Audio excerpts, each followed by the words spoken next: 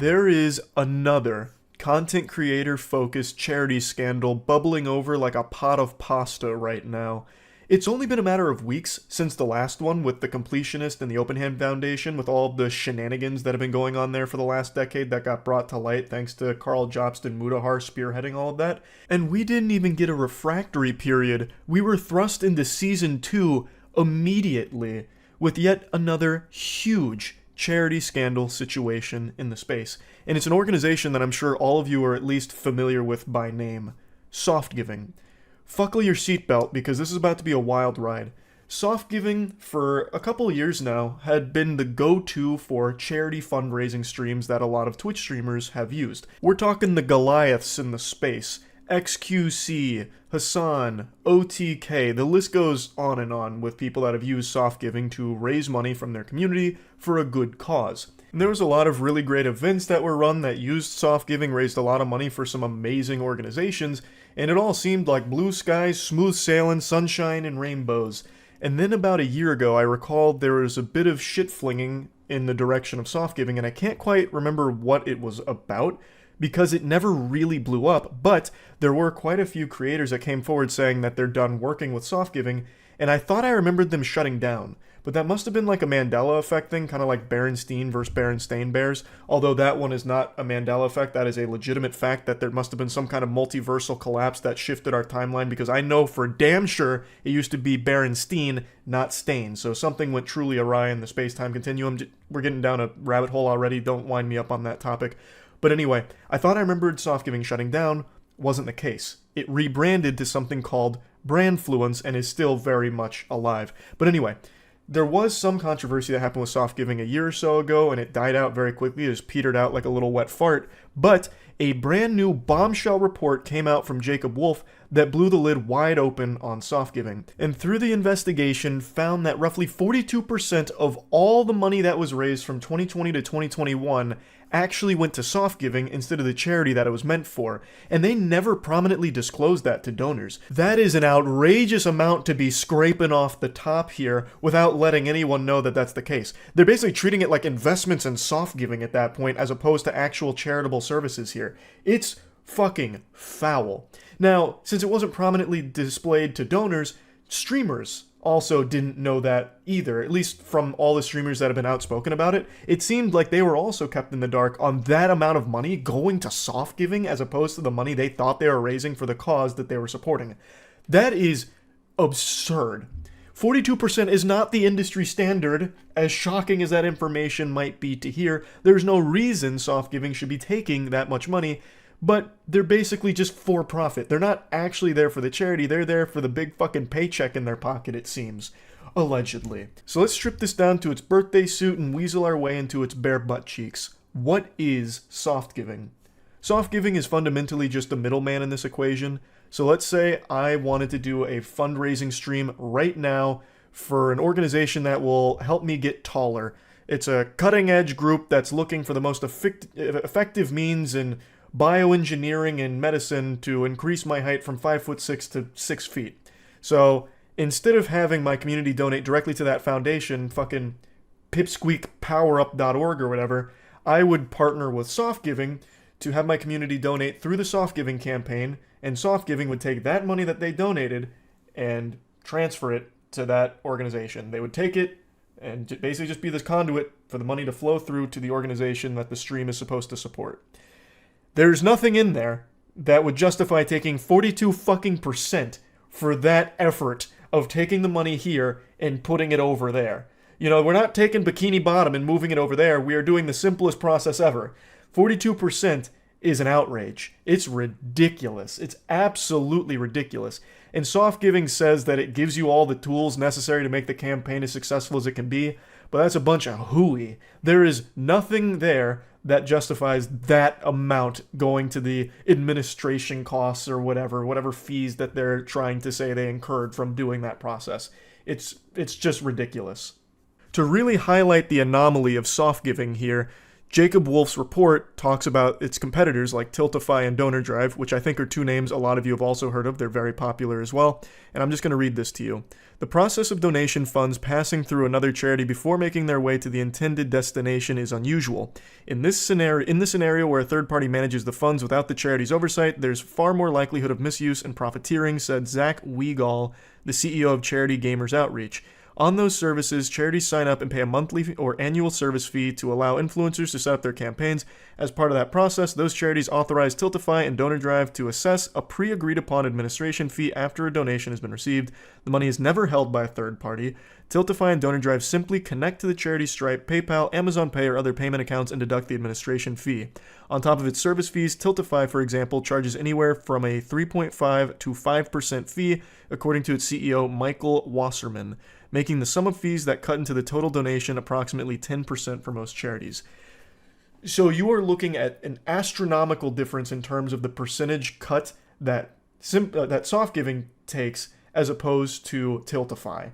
It's night and day. No matter how you spin it, this is a smell that smells smelly. Like shit from Softgiving.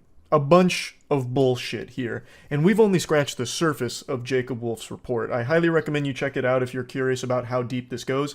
Apparently, when he was trying to get some interviews and statements from Softgiving, he instead faced a lawsuit that was issued to him. So apparently, he was sent a letter written by the attorney representing Brandfluence, aka the new Softgiving, I guess, that demanded they don't publish this piece. But then he said, we believe in investigative journalism and our First Amendment right to freedom of press. So Jacob Wolf ended up publishing it anyway, even amidst this lawsuit that he was issued. So big W move there because I think this is important information. It is always extraordinarily scummy for anyone to take advantage of others' kindness. Charity fraud and charity scams, alleged charity fraud and charity scams here, are the lowest of the low that you can possibly sink. It is so exploitative and so just disgusting. Now let's take another peek behind the curtain here because Jacob Wolf just made another report here 4 days ago with the new IRS tax records. And according to this, during 2022, Softgiving raised more than $3.56 million in donations, according to the tax records filed by the Giving A Foundation, the pass-through nonprofit that Softgiving partners with. Around 1.92 million of that ultimately went to the intended charities. Nearly 1.65 million, roughly 46% of that money went to Softgiving in fundraising expenses, the tax records show. Softgiving, more like not giving, 46%? That is downright dirty barnacles. Allegedly. Or even, is it even allegedly if it's public tax filings? But allegedly, I'll just say it to be safe anyway, they seem to have their finger on the trigger of lawsuits. They seem to like to toss those puppies out willy-nilly. So might as well play it safe. Alleged. That's not okay. That's not good at all. Now, another thing that came out in Jacob Wolf's report is that Softgiving would also pay streamers to do charity streams. That information isn't new, and it's not exclusive to Softgiving. I saw a lot of people did talk about that, and it created a bunch of buzz. But that's actually a conversation that's been had even a few years back. There are sometimes events that are run that will pay a streamer to be the face of it and raise money for it. And that's always going to leave a sour taste in people's mouths, understandably so, because if you're a streamer or a content creator that's raising money for a charitable cause, the impression is that you're doing it from a genuine place of care and wanting to help, as opposed to it being some kind of paid brand partnership, because it doesn't seem that sincere anymore if you're getting paid to do it. In that case, why are you paying the content creator? You could just take that money that you're going to pay them and put it into the charity itself, you know what I mean? And if the content creator really does care, they'd run the charity stream with you, is how I would personally view it. I feel like doing paid charity streams is just never going to be a good look, but again, that's not something that's exclusive to Softgiving or this report. That is something that's been in the industry occasionally for a long time now, unfortunately. That's also a debate that's been had a lot over the last few years since that information became more public knowledge with paid charity streams. I think one of the main arguments in support of that practice was people saying that without a content creator spearheading it and like taking charge of it, it wouldn't have as many eyes, thus wouldn't raise as much money for the charity. And I get that perspective, like that makes sense, but it's still just not really a good look to get paid to do a charity stream, because that money that you're getting paid could very easily just go to the charity as well. I just feel like when it comes to raising money for a good cause, it should come from a good place as opposed to like a transactional thing. But that's just my personal view on it. I don't think paid charity streams are a great thing. But anyway, back to Softgiving and how much they take out of the cookie jar here. So, with all of this coming out from Jacob Wolf's report, a lot of streamers have been questioned by the communities wondering, well, how much did you know and how do you feel about this? And from everyone that's talked about it loosely so far, it seems that the common sentiment is they had no idea that Softgiving operated this way. It seems like streamers were just as surprised to learn this as everybody else because it wasn't something that was common knowledge that Softgiving was taking this much behind the scenes. I think even the streamers that may have been paid to do campaigns probably also didn't know either, because I don't think Softgiving would disclose that internally either, because they have to know how shitty of a thing that is, which is why they try and keep it this secret. Alleged secret. So that's kind of what I think. Asmongold on stream said that they're engaged in a lawsuit with Softgiving over all of this, with this whole massive controversy and charity scandal. So I guess we'll have to wait to hear more information about how that goes and what the lawsuit will entail. But regardless, this is a situation where everybody loses, especially the donators who gave their hard-earned money to a cause they thought was great, and definitely is a good cause for most of these fundraisers, but were absolutely fucking scammed, alleged, scammed by Softgiving by not properly disclosing how much money they were taking. It's a tragic thing to exploit people's kindness in that way, especially when it comes financially. You're not only just taking advantage of people's willingness to help others, you're taking their money on top of it too in this pursuit of trying to help others. It is as low as you can fucking get. So I wanted to just put this on everyone's radar here. I highly encourage you to read Jacob Wolf's report on this for a far more detailed breakdown of everything. I gave you like the bare bones cliff notes of all of it. It is some scummy shit. So just wanted to talk about this a little bit. I am very curious to see what other streamers will come out to talk about their experience with Softgiving if they choose to, or if this is going to be something that's mainly going to be fought with lawsuits behind the scenes, which is also entirely possible. But we'll just have to wait and see. But anyway, that's about it. See ya. Over the last year, the big boogeyman that everyone has been afraid of, and rightfully so, is AI. It's becoming extremely prevalent in pretty much every industry in the world. And people are afraid of losing jobs and really what it could entail going forward for our species. I know I've made quite a few videos sounding the alarm about some concerning new thing regarding AI, but today I want to do something a little different. AI is a tool, and like all tools, such as a sword, it can be used for good or for evil. For example, a good usage of a sword could be to chop a pineapple if you're super hungry and have no other way of cutting it, right? And you provide food. I'm reaching a bit. I probably shouldn't have gone with a sword for the example. But the thing is, I think AI can be a really helpful thing in a lot of ways, while also being an extremely detrimental thing in a lot of ways. And today I want to show you the best usage of AI I've seen so far. It comes from a YouTuber named Glorb, who is making some of the highest quality music YouTube has to offer right now. It's SpongeBob drill music.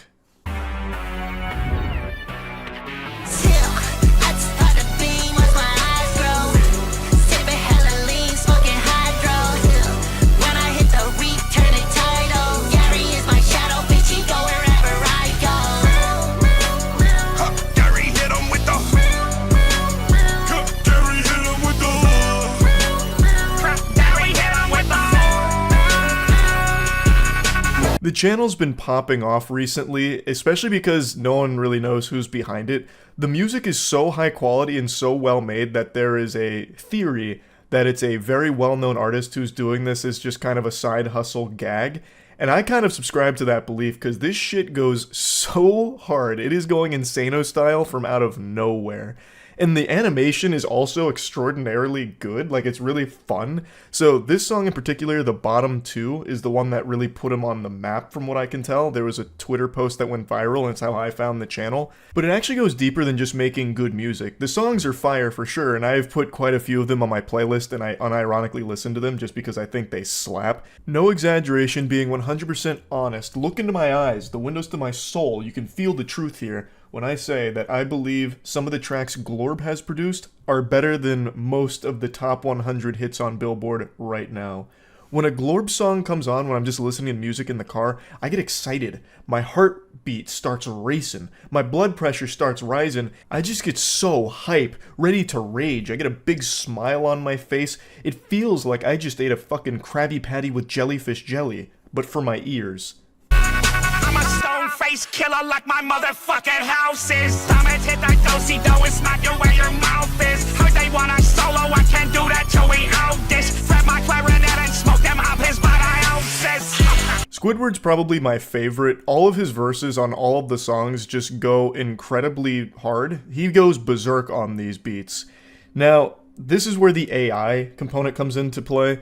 I believe all of the beats and everything are produced by Glorb, as well as all the lyrics, of course, but the voices are SpongeBob AI voices, so they're modeled after the characters, which is why they sound so close to the characters. And I think it's just a really fun use of AI here. It's purely parody for entertainment purposes. It's not stepping on anyone's toes, it's not disrespecting anything, it's not trying to replace anyone. This is just one of those situations where it's somebody having fun and using AI as a tool to present that fun. And what could be more in line with the morals of SpongeBob than fun? But more so than just good music, he's crafting his own lore to it. He's making like the fucking Game of Thrones of the SpongeBob world. He's turned Bikini Bottom into a battlefield.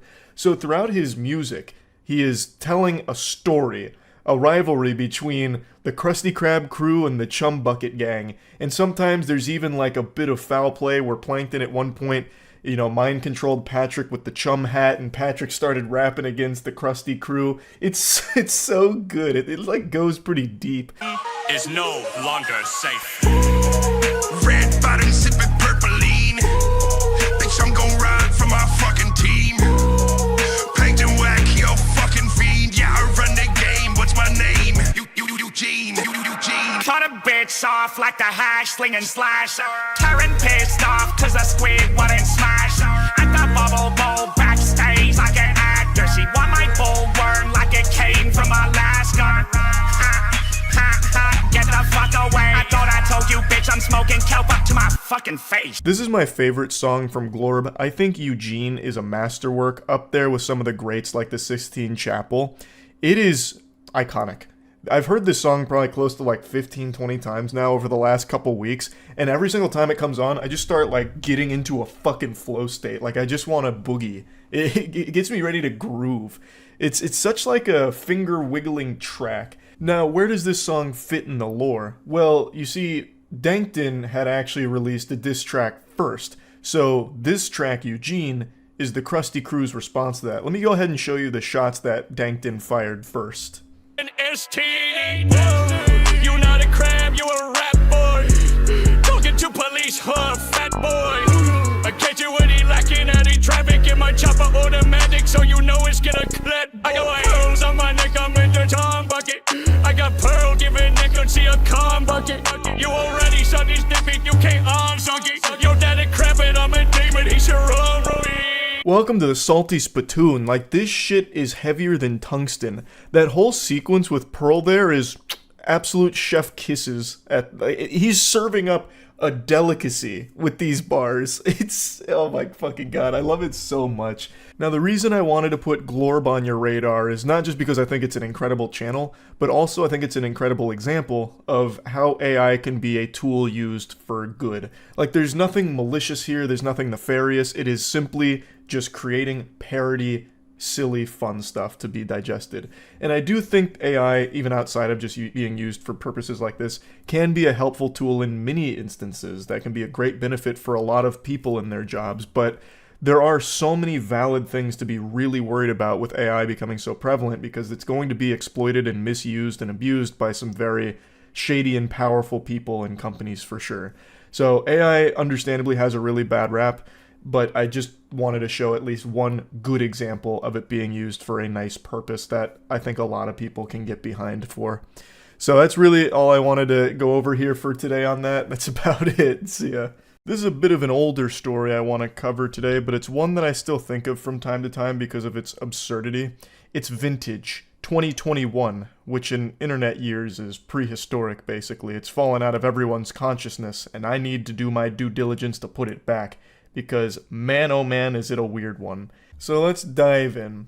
It all started in early 2021 when a young teenage girl started to receive really mean text messages from an anonymous troll. And she was getting cyberbullied through these messages for quite some time. Her boyfriend then started to get the same messages. They were extremely personal, they were extremely nasty, constantly telling her to kill herself, this and that. And the mother got really upset at this because obviously, who wouldn't? Her daughter is being harassed by some weirdo degenerate. As I imagine any good caring parent would do, they see this kind of behavior and they start rolling up their sleeves, giving them one of these, why I oughta when I find who's behind this. So she starts to launch an investigation and work collaboratively with authorities to find the culprit. Who's behind this? Could this be the work of the infamous hacker known as 4chan?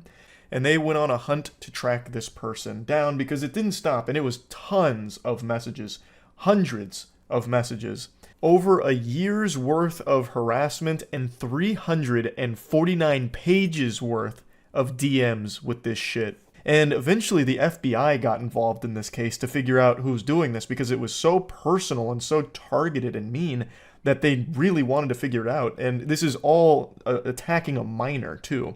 So it was like stalking a minor, just harassing, unrelenting. And eventually the investigation concludes that it was the mother that was sending these text messages.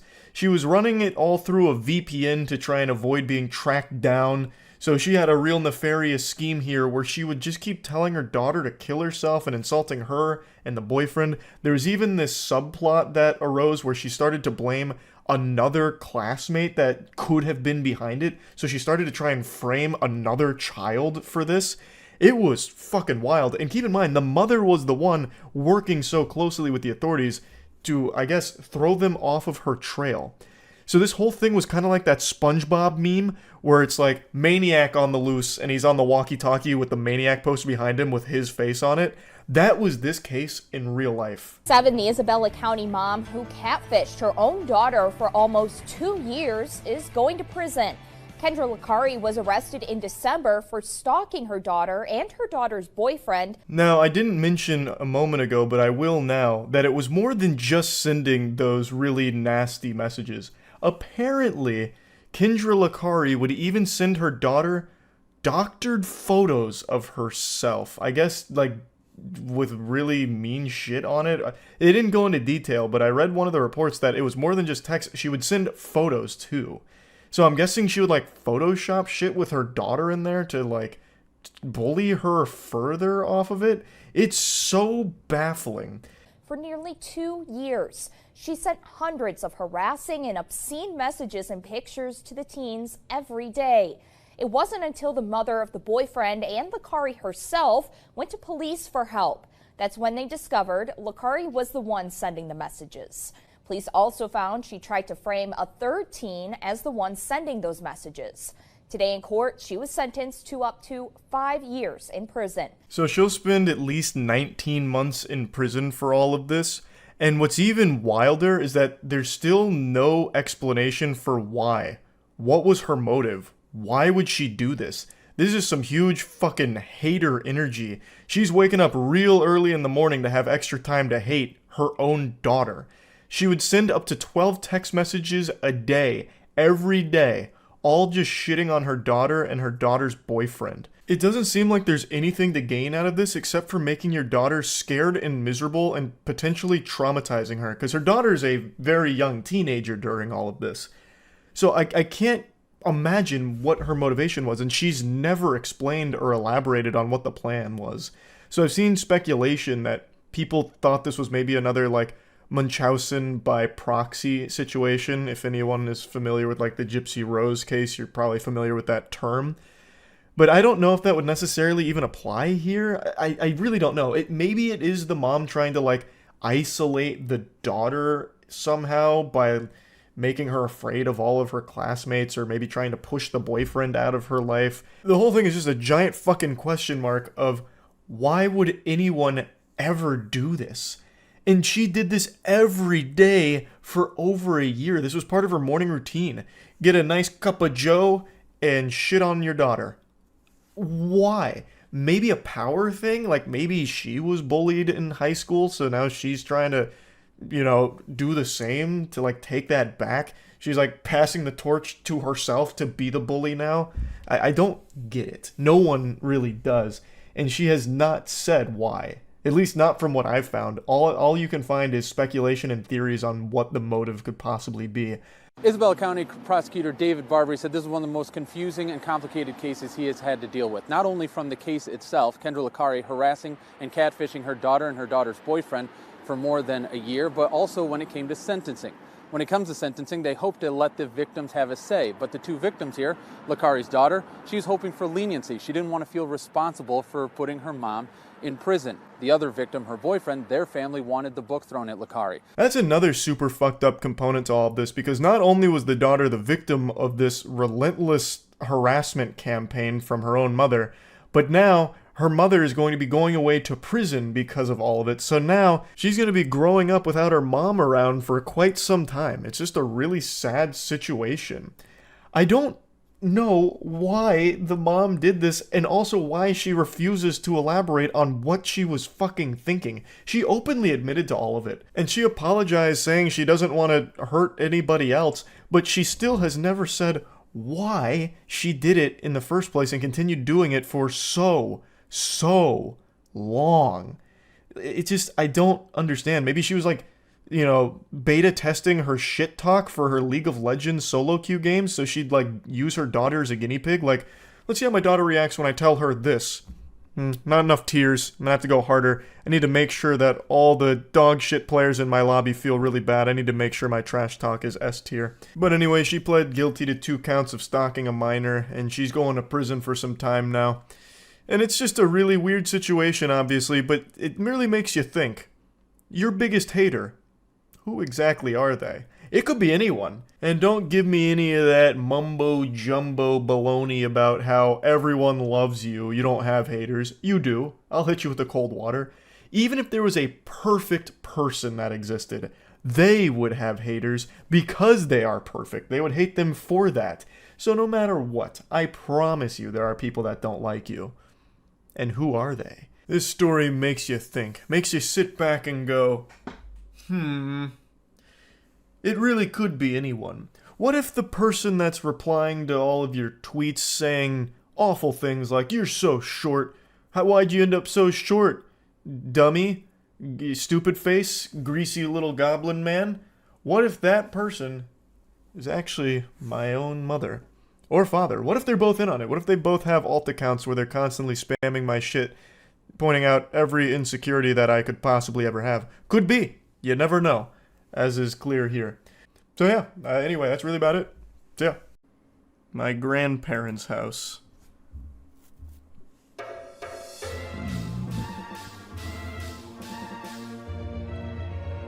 Just here's a house and get chased. Find a couple objects, open a door, get out. There's gotta be at least 5 million of them. On Steam alone.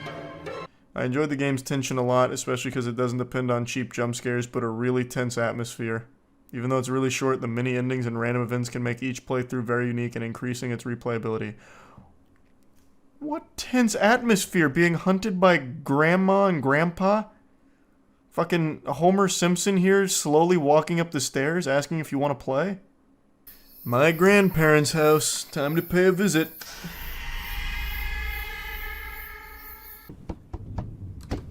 I'll beat Grandpa over the head with his block.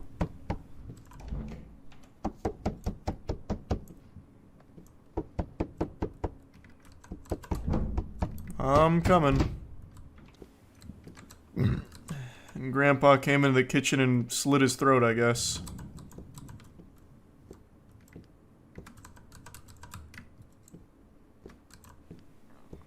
I'm just going to guess.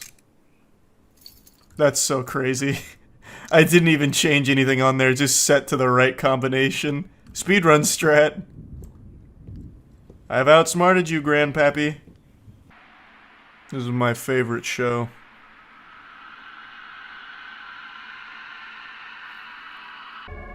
Poor Roberto, everything was planned, it had to be a quick move. The tree just fell down so unexpectedly, splitting his skull into 1,000 pieces. It's the 3rd accident since.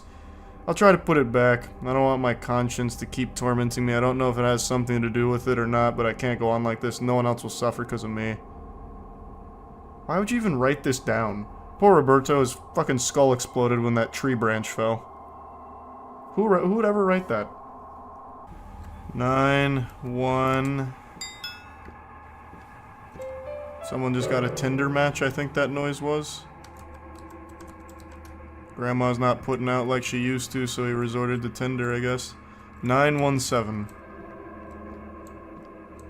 I'm going to guess that's the combination to this, but it was already set to that anyway. I will find you. Don't run away. I can smell you, hear you. I can even see you. Have you tried turning around? And it was a note written in blood.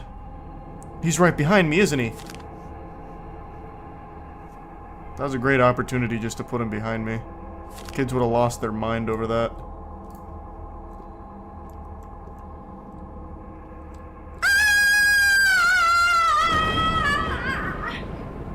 What? I don't... What was she so upset about? Grandma out here striking a T-pose. Time to play Grandpa's favorite song. That ought to wake his old ass up. I hear him fee-fi-fo-fumming around. Ah! Are you here? No! Oh! He's everywhere! The tension! Oh, he's giggling. He likes it when I make him do this. I got him hitting the electric slide out here.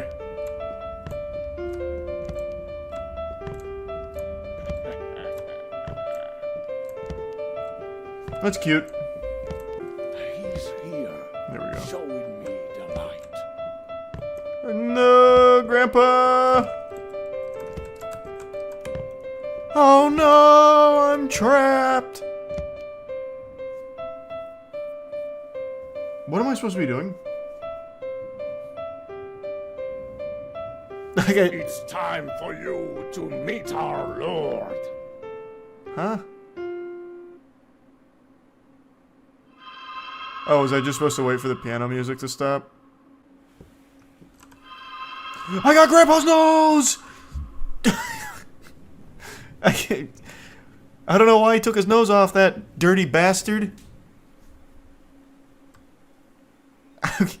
So am I just gonna Mr. Potato Head this guy to death or something? Like, what the fuck is he... Like, what am I... What is the tension that the review was speaking of? Grandpa's eye! Next is... He's just gonna be naked!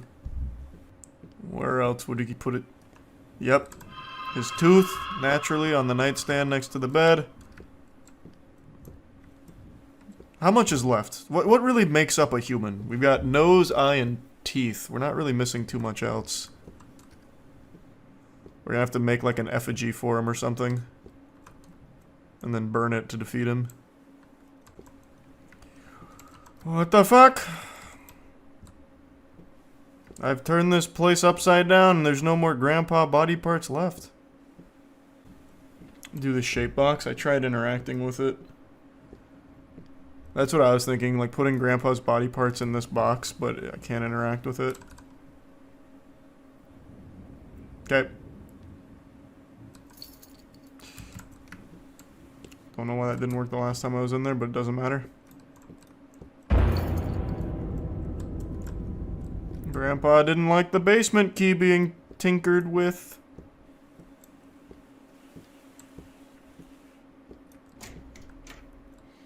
Thanks, Risa Braves guy. No! What have you done, Grandpa?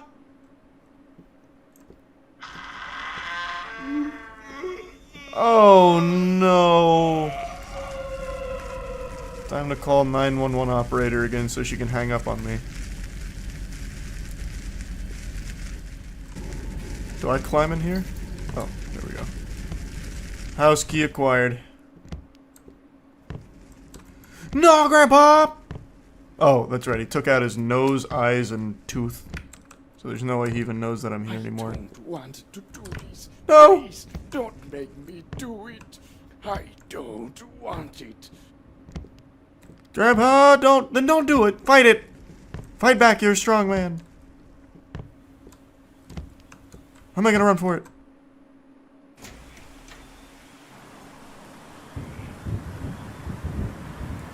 Alright, well, that was awesome. Son. Hey, Dad.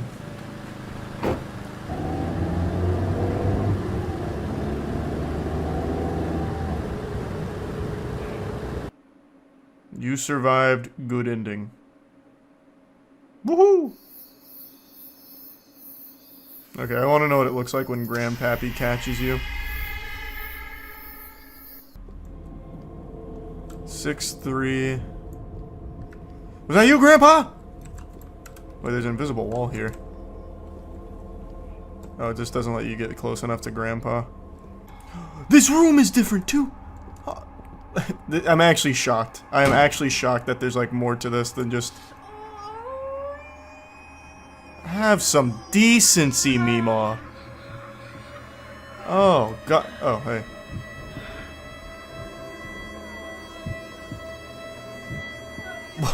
What are you doing?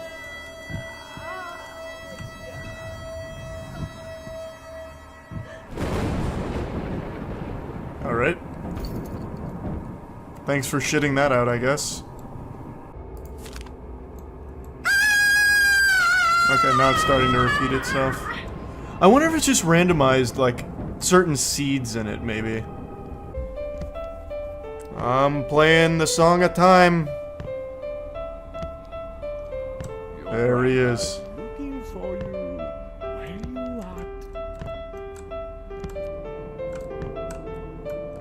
Where you at? Alright. He loves this ocarina song. Oh, what happens if he touches me? Oh, okay, he just slaps me.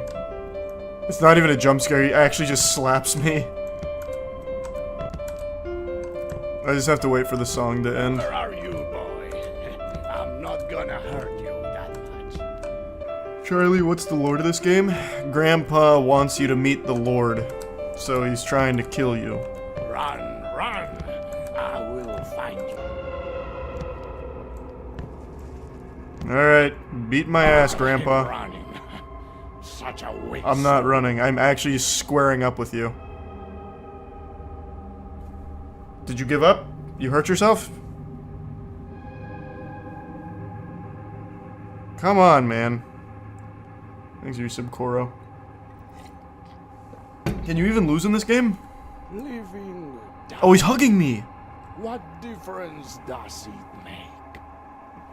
Damn, he's all up in my shit like a magnet. Okay. Got me with the chest bump. Son. Where are you going? You Chinese misbehaving! What? Your family is dead, bad ending. Dag nabbit. There's a lot of bad news in the world, so allow me to cleanse your palate with some good news. A very tasty treat for you today. 8 months ago, I made a video covering the story of a Rhode Island criminal named Nicholas Alaverdian. Nincompoop Nicholas here tried to avoid punishment for his crime, and he fled the country after faking his own death. It wasn't an elaborate fake death ruse, it wasn't a galaxy brain scheme, he didn't exactly call up best quality vacuum from Breaking Bad and order a Hoover Max or anything. But he was successful in leaving the United States and evading authorities, and he started a new life with a new alias, Arthur Knight, which was only one of many names that he went by. He was changing his name more frequently than kids used to on Club Penguin. But Arthur Knight was by far his most used alias. Now, it's important that I tell you what charges he was trying to run away from. Rape charges. You see, Nicholas Alaverdian, Nicholas Rossi, Arthur Knight, all one and the same. A rapist. He faked his death in 2020 by feeding media outlets a bunch of baloney and horseradish about how he's about to die, he's about to meet his demise, but the reality was he was just trying to get out of the country while the authorities were investigating the rape allegations. So he did get out of the country, and he tried very hard to bury his past, but in 2021, he had to check himself into the hospital for COVID-related symptoms, and that's when the authorities were able to identify that this patient is actually the wanted U.S. fugitive Nicholas Alaverdian. And while parading around as Arthur Knight, he tried desperately to convince people that this was all a complete misunderstanding, or that he had been framed, claiming that it was all part of a grand conspiracy to connect him, the innocent Arthur Knight, to this rapist, Nicholas Alaverdian. He kept trying to insist that it's a miscarriage of justice what's happening to him, it's wrong, it's outrageous. But it's not like they just gave it the old eyeball test or the smell test to connect him. They had every piece of hard evidence possibly required to say beyond a shadow of a doubt that these are the same person. They had DNA evidence. He had identifiable tattoos that they were easily able to connect to Nicholas Alaverdian. Like, they had everything, fingerprints, all of it, the whole kit and caboodle. And the judge even said as much as well. In July, Knight was arrested again, and prosecutors matched his fingerprints to Alaverdian's. Friday, prosecutors of the Scottish court revealed they were able to tell he was Alaverdian after matching the tattoos on his arm. I am ultimately satisfied on the balance of probabilities. And even in the face of overwhelming evidence against him, he kept trying. Like the world's worst anime character refusing to give up, Nicholas Alaverdian kept desperately trying to convince even a single soul on this planet that it was all just a misunderstanding. He's Arthur Knight, damn it, not Nicholas. So he now has this infamous interview he did where he tried to prove it. To the media, our lives have been interrupted, and we'd like privacy, and I would like to go back to being a normal husband. But I can't, because I can't breathe, I can't walk. People say that's an act. Let me try to stand up. Let me try No, don't do it! up. Oh my god!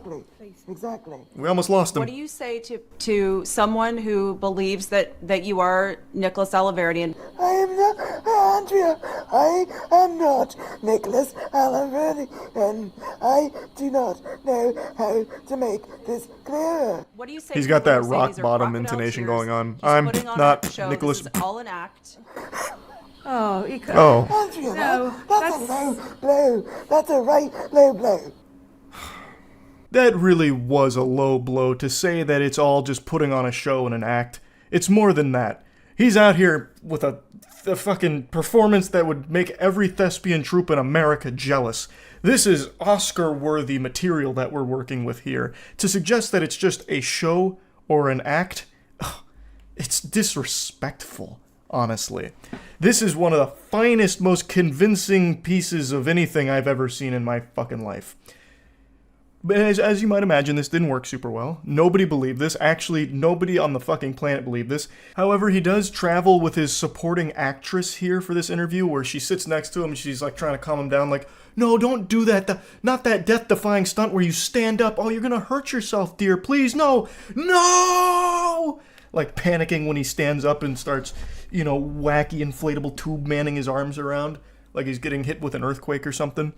So he does have her traveling with him, I guess, to try and make it seem more credible, I guess. Clearly, it doesn't work. So anyway, what is the good news here? Well, the good news is Nicholas Alaverdian is being extradited to the U.S. He is finally going to face the punishment that he has eluded for so long now. U.S. fugitive accused of faking his death to avoid rape charges, extradited from Scotland. In case you don't know who this is, let me pull up his infamous interview where he tried to prove that he is not the rapist. So that little song and dance he tried to put on for the thespian troupe, it's coming from a very bad man. It's not exactly like, some minor offense or anything that he's trying to weasel his way out of with that. The man known in the U.S. as Nicholas Rossi, whose legal name is Nicholas Alaverdian, is charged with sexually assaulting a former girlfriend in Utah in 2008. He also faces multiple complaints against him in Rhode Island for alleged domestic violence. Rossi, 36, was Utah bound on Friday and will stand trial in Utah County for felony rape charges. The man said he was framed by authorities who took his fingerprints while he was in a coma so they could connect him to Rossi. He repeatedly appeared in court in a wheelchair using an oxygen mask and speaking in less than convincing British accent. I'm glad they didn't just let it go. I'm glad that they did fight to get him back so that he could finally face punishment. I can't believe Arthur Knight could be slandered like this. I know, I'm as shocked as you are. Now, even amidst all of this, he still has the gall to continue to state that it's a case of mistaken identity and that he is an Irish orphan named Arthur Knight. That's his story, and he's sticking to it. Even though he is dead to rights with the overwhelming amount of concrete proof that he is Nicholas Alaverdian, he still keeps wiggling his finger saying, "Nope, that's not me. You got the case all wrong, Buster. I'm Arthur Knight." It is actually that scene out of SpongeBob with Man Ray and Patrick when he drops his wallet. I also just have to include this because it is so unbelievably outrageous. So again, he is sticking to a story that he is Arthur Knight. No ifs, ands, or buts about it. This is all just a big misunderstanding. A case of mistaken identity. And as I've stated, they have concrete proof that he is indeed Nicholas Alaverdian, one of them being his arm tattoos and fingerprints. So, Alaverdian, when confronted with this, talking about his distinctive arm tattoos and fingerprints that left no doubt about his real identity, he claimed that he testified that somebody inked those tattoos on his body while he was in a coma, hospitalized in Glasgow with COVID-19, and that a hospital staffer had taken his fingerprints and sent them to Utah. And as the article states, his testimony left the courtroom observers with mouths agape. It leaves my jaw on the floor too, that he would even try to say something like that. That is the most nonsensical story ever told. Let's just go ahead and play with that idea for a moment. Why would a hospital staffer take your fingerprints and send them to Utah, of all places? Again, he is not in the United States. Why would they send his fingerprints internationally to Utah to just frame a random guy? What kind of fucking conspiracy would that be? And then also, who the fuck would tattoo a man in a coma at a hospital just to connect him to the guy in Utah again, this Arthur Knight academic Irish orphan? Like, what is, like, I don't know why he thought anybody in the world would believe this. Not even the most delusional individual would hear this and think there is an iota of truth to it. Yet he continues to stick with that story. It's fucking wild. But again, he has been extradited to the US now, so he will finally be facing punishment that is long overdue. So that's good news, and I just had to give you the update to this. That's really about it. See ya. I just got back from the worst game of basketball I've ever played in my life. I am ashamed. So much so that I'm having a stink strike right now where I refuse to shower for at least another hour so I can stew in my own filth for my awful shooting performance today. And then to top it all off, I saw this video and it made me even more mad. At Arby's in Winder. So I ordered my food and it took them 15 minutes to get my order. I canceled my order because it took so long to get my order. The horror! A 15-minute wait? No! He's gonna starve! Oh, Jiminy Christmas. Zoinks. So you can see it's a very serious situation. We're lucky this hero was able to muster enough strength to hit the record button on his phone and post it to his TikTok to document the injustice. With a tummy as empty as his, I don't know how he was able to pull off such a Herculean feat. This is another classic example of some entitled asshole clown recording the slightest inconvenience thinking they're in the right. And for some reason it is so common for this to occur in fast food establishments. For some reason, these douchebags feel so emboldened to record themselves belittling, attacking, and insulting fast food employees to post on their social media pages, thinking that somehow people are going to be on their side, like this is some kind of huge dunk and they're like a champion of the people. When that is never the case, it is delusional. And my heart breaks for fast food employees that have to deal with this kind of behavior so frequently. I don't know how many videos I've made talking about shit like this, but it is frustrating as someone just seeing it. I can only imagine what it's like having to actually have this happen to you. Now, is it unusual to wait 15 minutes for your fast food? Yeah. But is it the biggest deal in the world? No. You can handle it like an adult instead of this little whiny baby here. Maybe there was just a mistake that happened where they forgot to bring you your food and all you needed to do was ask. And he even says as much, that when he asked for a refund, they did bring him his food. So it sounds like it was just a mistake, and mistakes happen. There's no reason to throw this kind of tantrum over it. There is a much better way of handling it, and it's not this. Nobody came and brought me my order, so I wanted a refund. As soon as I tell them I want a refund, they bring the food. I saw 2 people behind me go past me, and you're telling me I can't get a refund. And what's your name? Bethany. Bethany. So I can't get a refund, Bethany.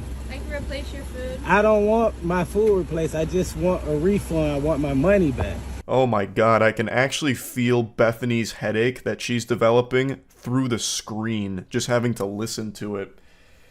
So, it's clear that something must have went awry because the people behind him got their food and he hadn't.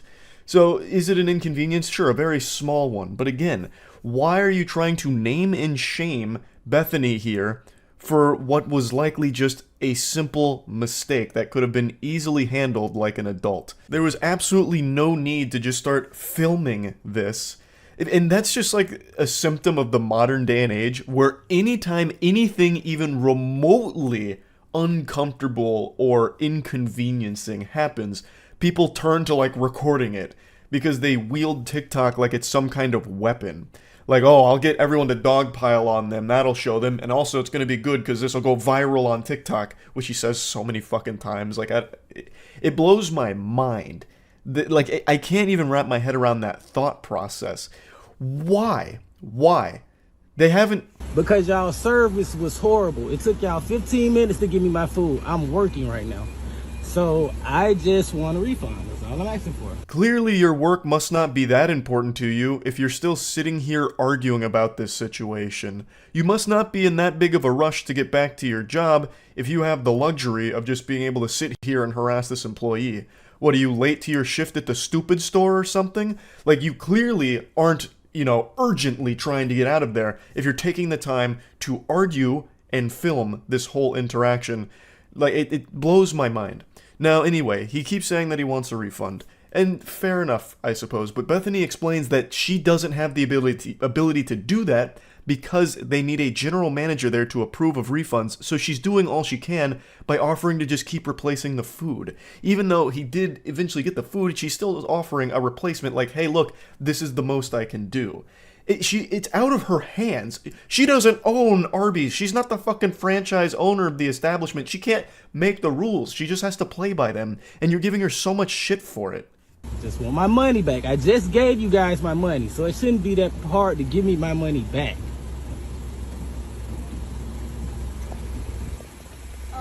We do not have a general manager right now. I cannot do a refund for you. You have a manager, and are you the manager?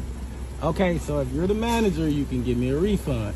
Now, if y'all want to go famous on TikTok and make your business go down because you don't want to give me a refund, because you don't telling me you can't give me a refund and I don't want the food now. I don't think there's anything that can make people dislike you faster than saying things like, oh, you're about to go famous on TikTok for this one, or shit like that. That is the biggest load of dirty barnacles. There's nothing more painful to the ears than seeing that phrase uttered by some asshole like this over something so trivial. Also, it's not exactly like the craziest video ever. I don't know why he thought this would go viral, but if it did, I don't know why he thought anyone would rally behind him. Nobody likes this kind of behavior, not even on TikTok. So even though this didn't go viral at all, even the 12 or 15 comments it has are all shitting on this guy for it. This is not a popular video from what I can tell. The only reason I saw it is because some people sent it to me on Twitter, because I cover shit like this pretty often. He truly believes that because he has a TikTok account with 1,000 followers, that all of a sudden he has power here and is above these employees at Arby's. It's sickening. I can just So- fix it for you. I don't want my food replaced. I want the money. I want my money back that I just gave y'all. Literally 15 minutes ago that you had me sitting in this line for. You served 2 people behind me, and I'm not leaving this line until I get my refund. And y'all's line will be backed up. What you say? You're gonna be a star. Oh, he just keeps saying that line. You're gonna be a star. This one's gonna pop off on TikTok. This is going to elevate the TikTok page right into the mainstream, damn it.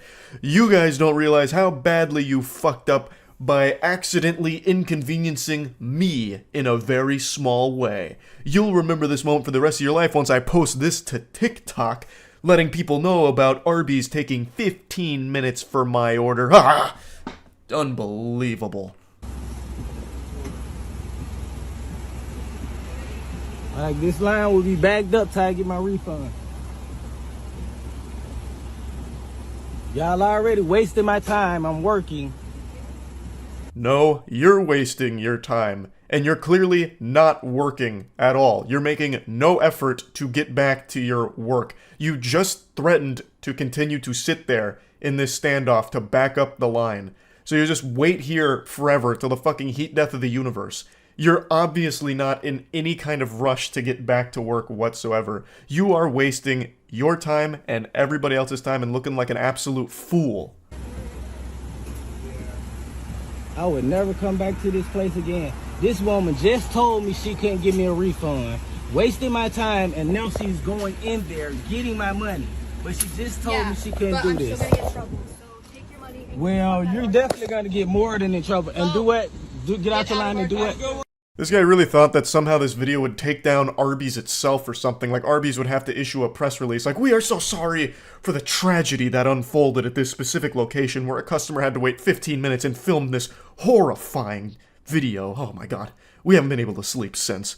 So we at Arby's are making a pledge to change things for it." Just craziness. And he's still grumpy, even though he just got his refund. He was mad he didn't get a refund, and now he's mad that he did get a refund. And he's saying she's gonna get in more than just trouble because now he's got this TikTok that he's posting. So what happened here is she went to the register and just pulled out the amount he paid and gave it back, which goes against that policy. And I looked into it a little bit, and according to some former fast food employees, doing that is a big no-no because now the till is going to be short, which means the GM is actually probably going to get on her for that. She probably will get in trouble when Bethany didn't do anything to deserve this. That she didn't deserve this treatment at all. This guy is just an asshole. She tried so hard to fix the mistake by just offering the replacement of food which he wouldn't accept, and she explained that she can't do refunds because it's part of the rule that the GM has to approve it. But she still did give his money back, breaking the rules to try and appease him and get him out of there. And now it's very possible that she will face some kind of trouble when the GM comes in because of this.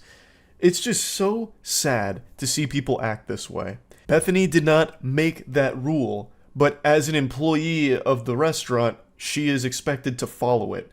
And she still broke it to try and help this guy and stop his wrath. And he still posted this video to try and embarrass her or shame her in the restaurant and all of that. It's awful. I hate that kind of shit so much. It's brutal. But anyway, wanted to talk about it a little bit. That's it. So yeah. You see that? The emotions coming out of me immediately like an angry dog. I'm snapping at you. Today I'm going to show you two different sides of me. Jekyll and Hyde. We've got two important topics that I really want to discuss. The first one is extremely positive and something I'm very passionate about and also would like your help with. And the second is extremely negative, something I'm very passionate about, and nobody can help me with, because the old US government decided to take me over their knee and spank my keister when I did nothing wrong. Now, before you start speculating, it has nothing to do with taxes. Uncle Sam ain't blasted my butt for that. It's something very different, and I'm blowing the lid off of this corruption here. It's gone on for far too long. And the NSA, I know you're watching, probably sweating right now. I know they got their ears listening to this. Well, you can't stop me now because I'm going to dive into it. But not quite yet. I want to quickly start with the positive thing that I'd like to discuss. A couple weeks ago, I started doing giveaways on stream, just giving viewers money. I started on Christmas because I thought it'd be kind of nice for anyone that didn't have a good Christmas to tell me what they wanted and didn't get, and I'd just pay for it for them. And I did it again last week for anyone that just needed money for something. And I've just been trying to brainstorm ways to make that a more fun stream experience. Like, I really enjoy doing it and I want to do more of it. I just want to make sure that it's a fun thing to watch as well. Right now, the current way that I'm doing it is I've had a friend of mine named JMac make a Google form, so during the stream it's just pinned to the top of the chat, and whoever wants to like enter into it just submits there. They tell me the amount and what it's going to be used for and whatever message they want to send, and then the chat will just shout out a bunch of random numbers. Looks like some kind of hacking sequence out of the Matrix when we do these, but I'll just randomly choose one of those numbers that chat shouts out. I'll go to that form, read out the message, and then send the person the money. And then I do that for a couple hours, give away a couple $1,000s to a bunch of different people. And it's really, like, it makes me happy to do that because it just feels nice to be able to give back to a community that's been so supportive of my shit for so long. I'm just trying to think of ways of making this a more fun viewer experience on stream. Because right now it's mainly sitting silently or maybe shooting the shit with chat a little bit and then going to that forum and reading it out and then sending it. Like, there's not a whole lot of, like activity going on the stream itself, and I just feel like there's got to be a way of doing this in, like, a really exciting way. And I just haven't been able to come up with the right solution in my noodle right now. The main thing is I don't want it to be some kind of competition where people have to compete for that. Maybe that can be something different down the line, but for this, I'd rather it be something that everyone, of course, can participate in, and I just haven't been able to figure out exactly what that could look like at its best. So if anyone has any ideas, just comment them down below, and I'll definitely take a look there. But anyway, let's move on to the extremely negative topic that I really want to rant about because I've been fuming on it for days. I briefly touched on it on stream, but the more I marinate on it and the more I learn about this, the more I get upset. So I want to dive in even deeper.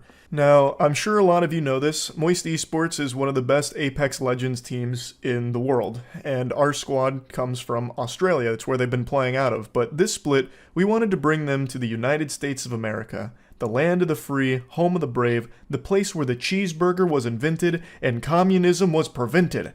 Amen, brother. This is where Jesus Christ was born, and this is where Moist Esports is going to give birth to the biggest goddamn W the world's ever seen when it comes to Apex Legends.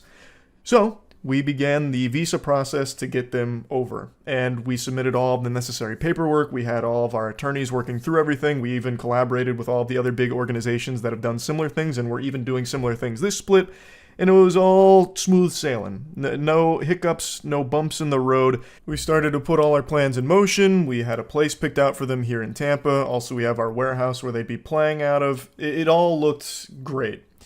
And then we got a request from the agent in the US government here that was handling our case, saying that he needed a little more information. And that's a little tedious because we submitted all the necessary paperwork and all the documents and everything that all the other orgs submitted and did not get a request for further information, but for some reason we were picked out for it, so it is what it is. Sometimes that's just the way the cookie crumbles. We went through the tedious process of providing even more insight to the things that they were requesting, and we put all that in and had to wait again. Now keep in mind, this is not a quick process by any means.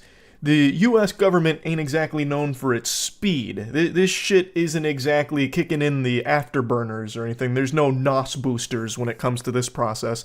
So this is over the course of weeks. And that's crucial time because our team needs to get here so they can start practicing together in the American soil on our ping for this split. So that way they can be prepared for when the season starts in a couple weeks. So all of this long waiting period of them not being allowed here also prevented them from being able to practice here, which is, of course, detrimental. So it was stressful and a headache, but we got everything in. And then we got a message back from our agent, who, of course, is representing who is taking on our case and representing us and giving us either the thumbs up or thumbs down on whether or not our Australian professional gamers can come to this country to play professionally. And the answer was no, they cannot. So, huge round of applause for that guy. He just prevented 3 gamers from coming to this country and wreaking havoc. I don't know what else we could have possibly provided. We did everything every other org did, and more, and still got declined. So, I don't know what else we could have done. Maybe we needed to get, like, some kind of testimonial from each of our players' ex-girlfriends to confirm that they're not a terrorist or something. I have no fucking clue. We were left in the dark, but the answer was no, which means we then had to start scrambling and get our Australians to Canada instead, so that way they could still play in this region, because obviously if they stayed in Australia, the ping differential is going to be a nightmare. It's going to be a huge setback for them to be playing in the NA region while being in Australia. So obviously having them in Canada still puts them in the NA region, and it was our only option left at this point since the US immigration agent decided to spit in our face, and led to a lot of panic, but we eventually got them to Canada where it was a lot smoother and more seamless. And then we eventually found out the reason for being rejected. And when I tell you that it is one of the most head-scratching explanations, I'm not exaggerating. It is so bafflingly, like, I can't even say frustrating, actually, because it's just laughable. It's comical that people like this are working in the positions they are, because it's very clear that the agent that had our case has no fucking clue what professional video games even means, or what video games even are, for that matter, is the impression that I got from all of this. I think what happened is he might have gone to Waltzy's Twitter and saw Waltzy throwing up 400 pounds with ease and just got afraid of him, thinking that he might be a national threat for being too strong. Like, that'd make more sense than what he gave us. I can't go into the finer details of it, obviously, because that might be a violation, but I'm going to give you a couple of the broad strokes. The one that had me actually giggle when Matt told me is that our agent didn't believe us when we said we were one of the top teams in the world. We submitted the official, like, rankings of everything and where we place in all of the majors as well as the World Championship and everything, and by every single metric we are a top 15 team at least. By a lot of other calculations we'd also be in the top 10, but basically we just submitted that we are just one of the top teams and then gave all of the rankings and everything, and he didn't believe us. He thought we were lying, fundamentally. Something that he could easily confirm with a single Google search of just Moist Esports Apex and then look at our results and then just look at where we rank amongst all of the other teams. He could have easily verified this, but instead just didn't want to. Instead just said, nope, you're telling a fib, basically. So he fought us on that. Something that he himself could do with actually as little as 5 seconds on the keyboard. It's so fucking unbelievable that guy has that job and won't even do the bare minimum of just confirming something that he might be a little skeptical on, and would instead just say, nah, it's probably a lie. Craziness. Actually, lunacy. But what's even more insultingly ridiculous is one of the other big things that they slapped us for. In our initial filings, they stated that they didn't like one of our clauses in our player contracts. And that clause was that we let all of our players keep 100% of their earnings, like through streaming and also through, like, winning prizes. I believe they were both lumped together, but I think they were held up on streaming in particular. At Moist Esports, we don't touch anything our players make through streaming or whatever they win in the games they compete in. We let them keep 100% of it.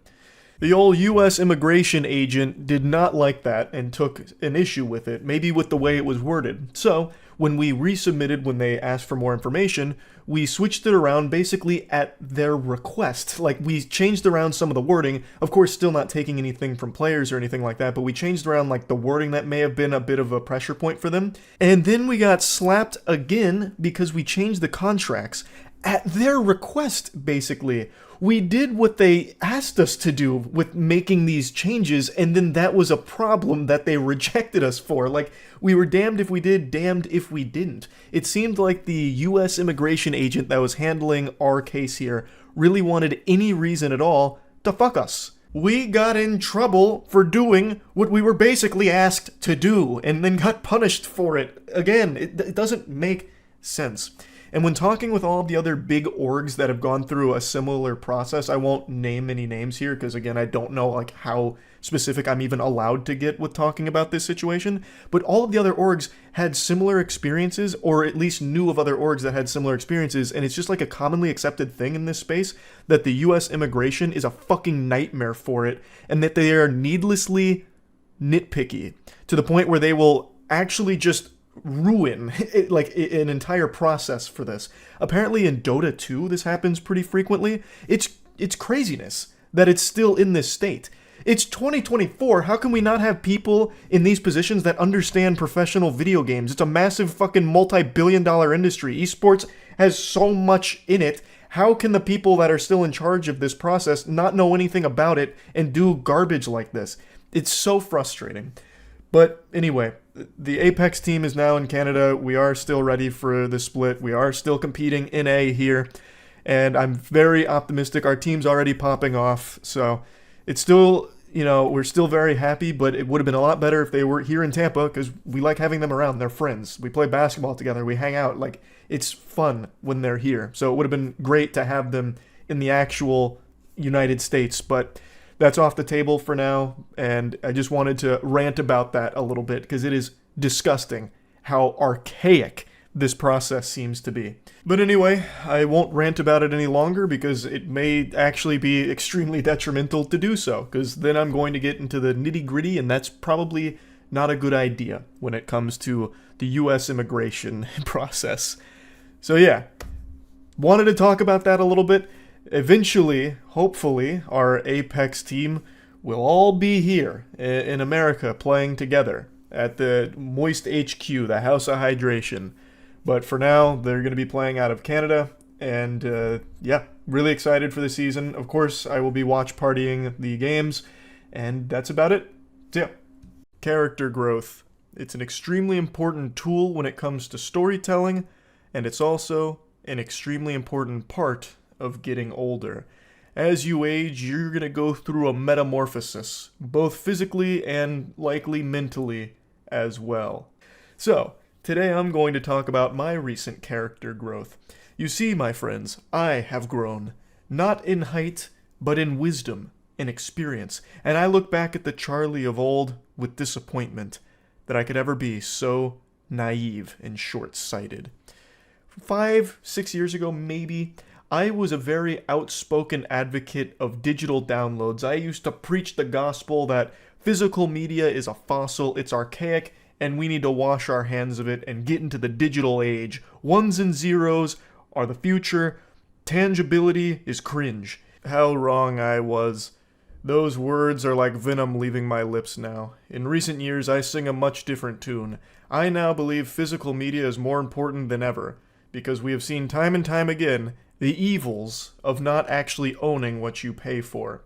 The reason I'm talking about this is because Ubisoft just went full mask off saying gamers need to get comfortable not owning their games. Fundamentally, that's kind of the point they were boiling down.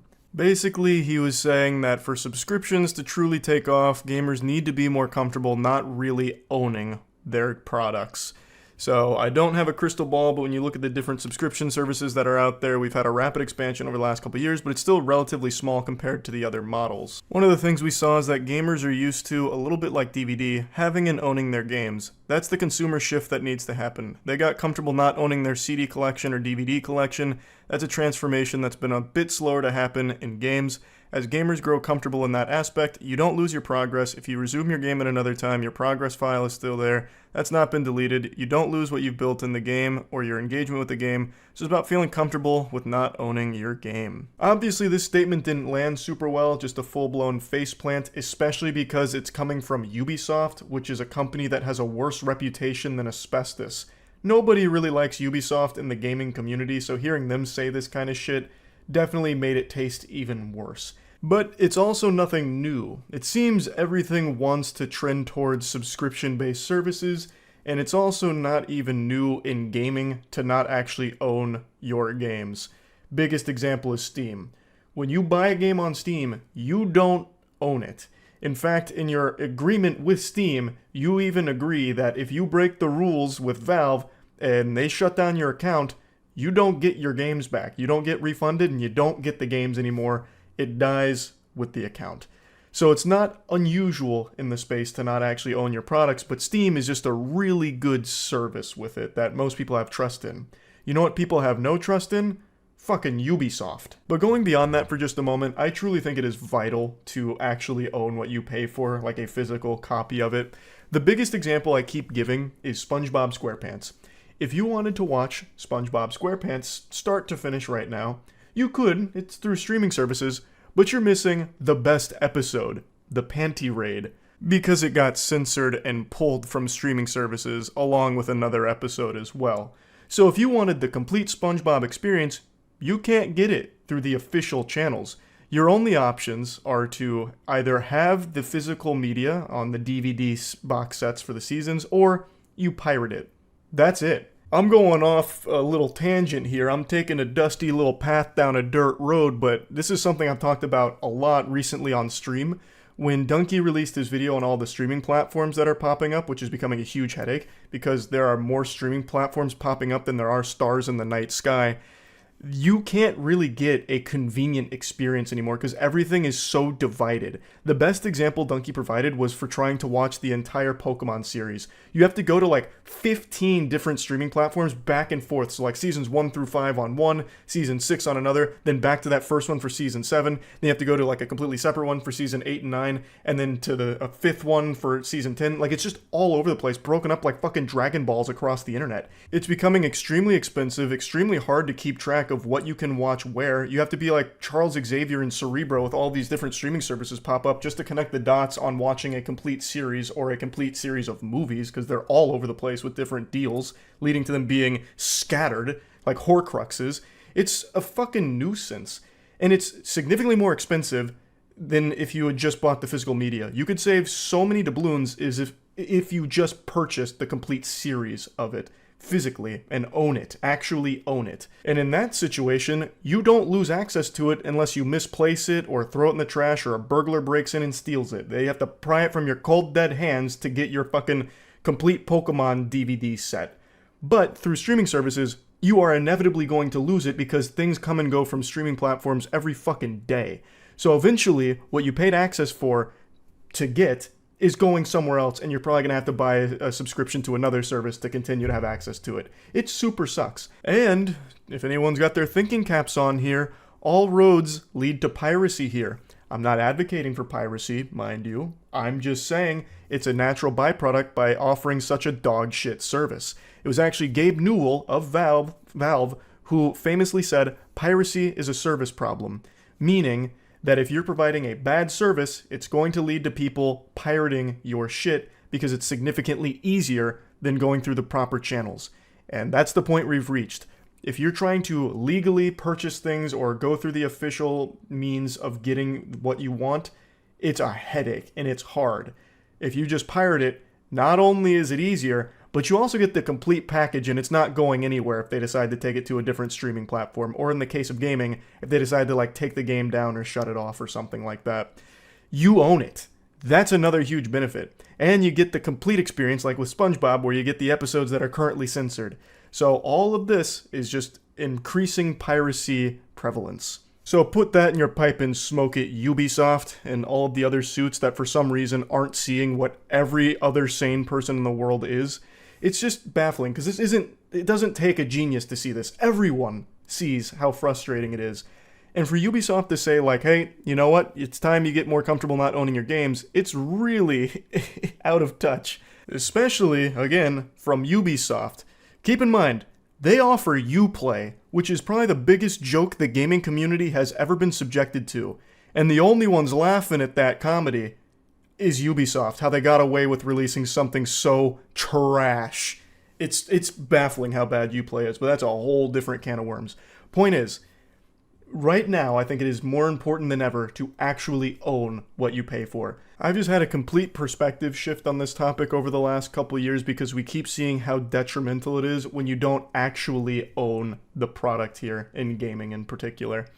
So yeah, I think Ubisoft is not wrong about this being kind of the future for gaming, where it's probably going to end up with everything offering some kind of subscription-based service, but it's not exactly a future to start pumping your fist over. I really do think owning the product is extremely important now, because we see how easily it can be snatched away for any multitude of reasons.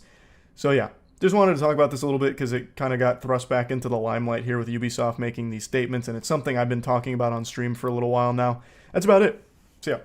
Over the last couple of months, I've analyzed more text messages than the FBI.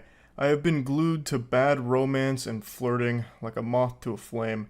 I've been wandering the deepest, darkest pits of filth. It's like in Space Jam when Michael Jordan gets sucked into the golfing hole. I've been sucked into the asshole of the internet, and all I see is cringe down here. But today, there's a new ingredient being added to this concoction. The recipe had a chemical X. Crime. This got posted to Reddit earlier today, and a lot of people sent it my way, and it actually reminded me of a real criminal case that happened back in 2022, and I actually found the case again through the comment section of this post, because I couldn't quite recall all the particulars of it, but there is a lot of similarity shared between that criminal case in 2022 and these text messages that this individual is showcasing here. So it starts with this girl's coworker messaging her out of the blue saying, "Hey." He receives crickets, no response, silence. And you know what they say, if at first you don't succeed, try being weirder. So he comes back around within 3 hours saying, "Hello? Is this blank?" She says, "Who is this?" And he goes, It's me," with a smiley face. "I just wanted to text you and see how things were." "Oh, things are going alright, I suppose. Not to come off as rude, but how did you get my number, dude? I mean, I don't mind you texting me, but I've never gave it to you."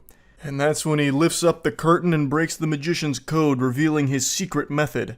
"I just grabbed it off the contact sheet in the office room. Hope that's alright."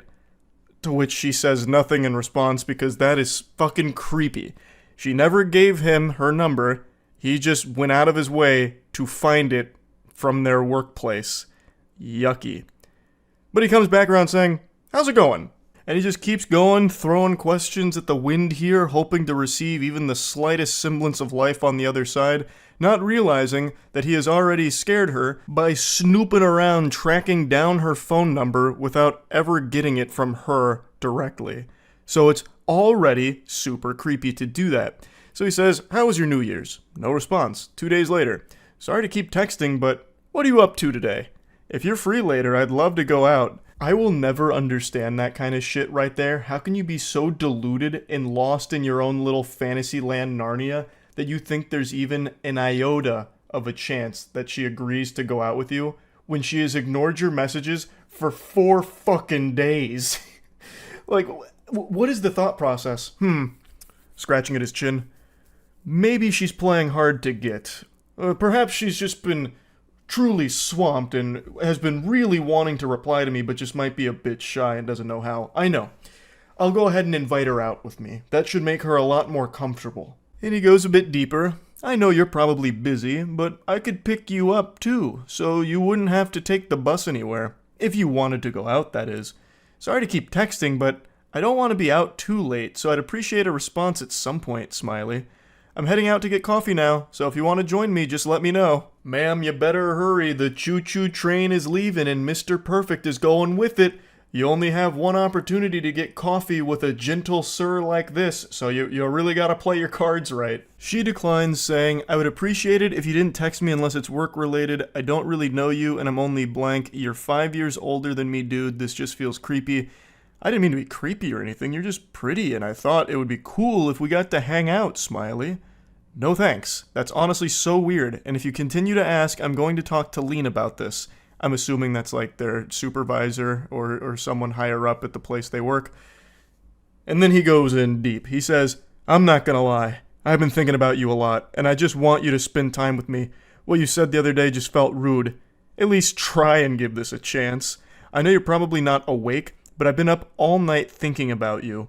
Not going to lie, sometimes I like to take pictures of your ass while you're in the drive-thru window and I jerk off to them in the bathroom." I'll go ahead and take a courtesy pause here to give everyone a brief respite and let that nugget marinate in this sauce here because he just dropped a real heavy, spicy meatball on the plate. And when I first read it, I certainly wasn't ready for that because that's just openly admitting to a crime. I'm not a sheriff or anything, but I'm pretty confident that that's illegal. He'd probably be taken away in handcuffs if this information got out. Which it should. She should absolutely report all of this. Now, somehow it actually only gets worse from here. This is just the beginning. He's showing his true face, and man oh man, is it an extraordinarily ugly one. I know that's messed up, but imagine if we fucked in the work bathroom, or if we went out in public. I honestly just love the idea of having a little helpless bitch under my control. I know you're so much younger, but you should give it a shot. Older men can be so much fun to be with. No one at work would have to know. Hello? Sorry for calling, but I'm really lonely and you haven't replied to me at all. Since the text messages are going unanswered, I guess he's resorted to actually just calling her, which is also being ignored, obviously, because that's the safest thing you can do is ignore it. So I can't believe the revelation that it turns out he's lonely. Who would have seen that coming? With smooth talking like this dude's got all the game in the world. This man's a fucking apex predator, a grizzly bear. A champion of Riz here. I can't believe that he, of all people, would somehow be lonely. What a curveball. He then tries to brush all that under the rug, trying to apologize for it. Sorry about last night. I got carried away. I know you're probably not even reading these, but I hope you have a good day, smiley. I'll be thinking of you. I really don't see an issue. It's not like a romantic date or anything. It would just be getting coffee and food. And if you were in the mood, we could always go to my place to watch a movie. I know it sounds creepy, but why not just get out and enjoy the day together? What in the hell is even that? What are you talking about? It's not like a romantic thing or anything. You were just talking about fucking in the workplace bathroom. And then you were talking about having a helpless bitch under your control. What do you mean it's just coffee? You're already showing how extraordinarily creepy and perverse you are. What are you yapping about? He's blabbermouthing about a bunch of hooey. And that's when she finally does respond to all this and says, alright man, I'm probably going to report you to the police. You know damn well that I'm underage and you're texting me in the middle of the night like that. Fuck off. And then he drops her address and says, if you continue to ignore me, I'll just make it so you can't. If you tell anyone, I'll make this even worse for you. So it turns out she's underage, and he was well aware of that fact. And he also would have been even more aware of that fact, considering he snooped through the confidential workplace documents to find her address and her phone number. So it would have been abundantly clear that she is underage, and he didn't care. He still went for this full throttle.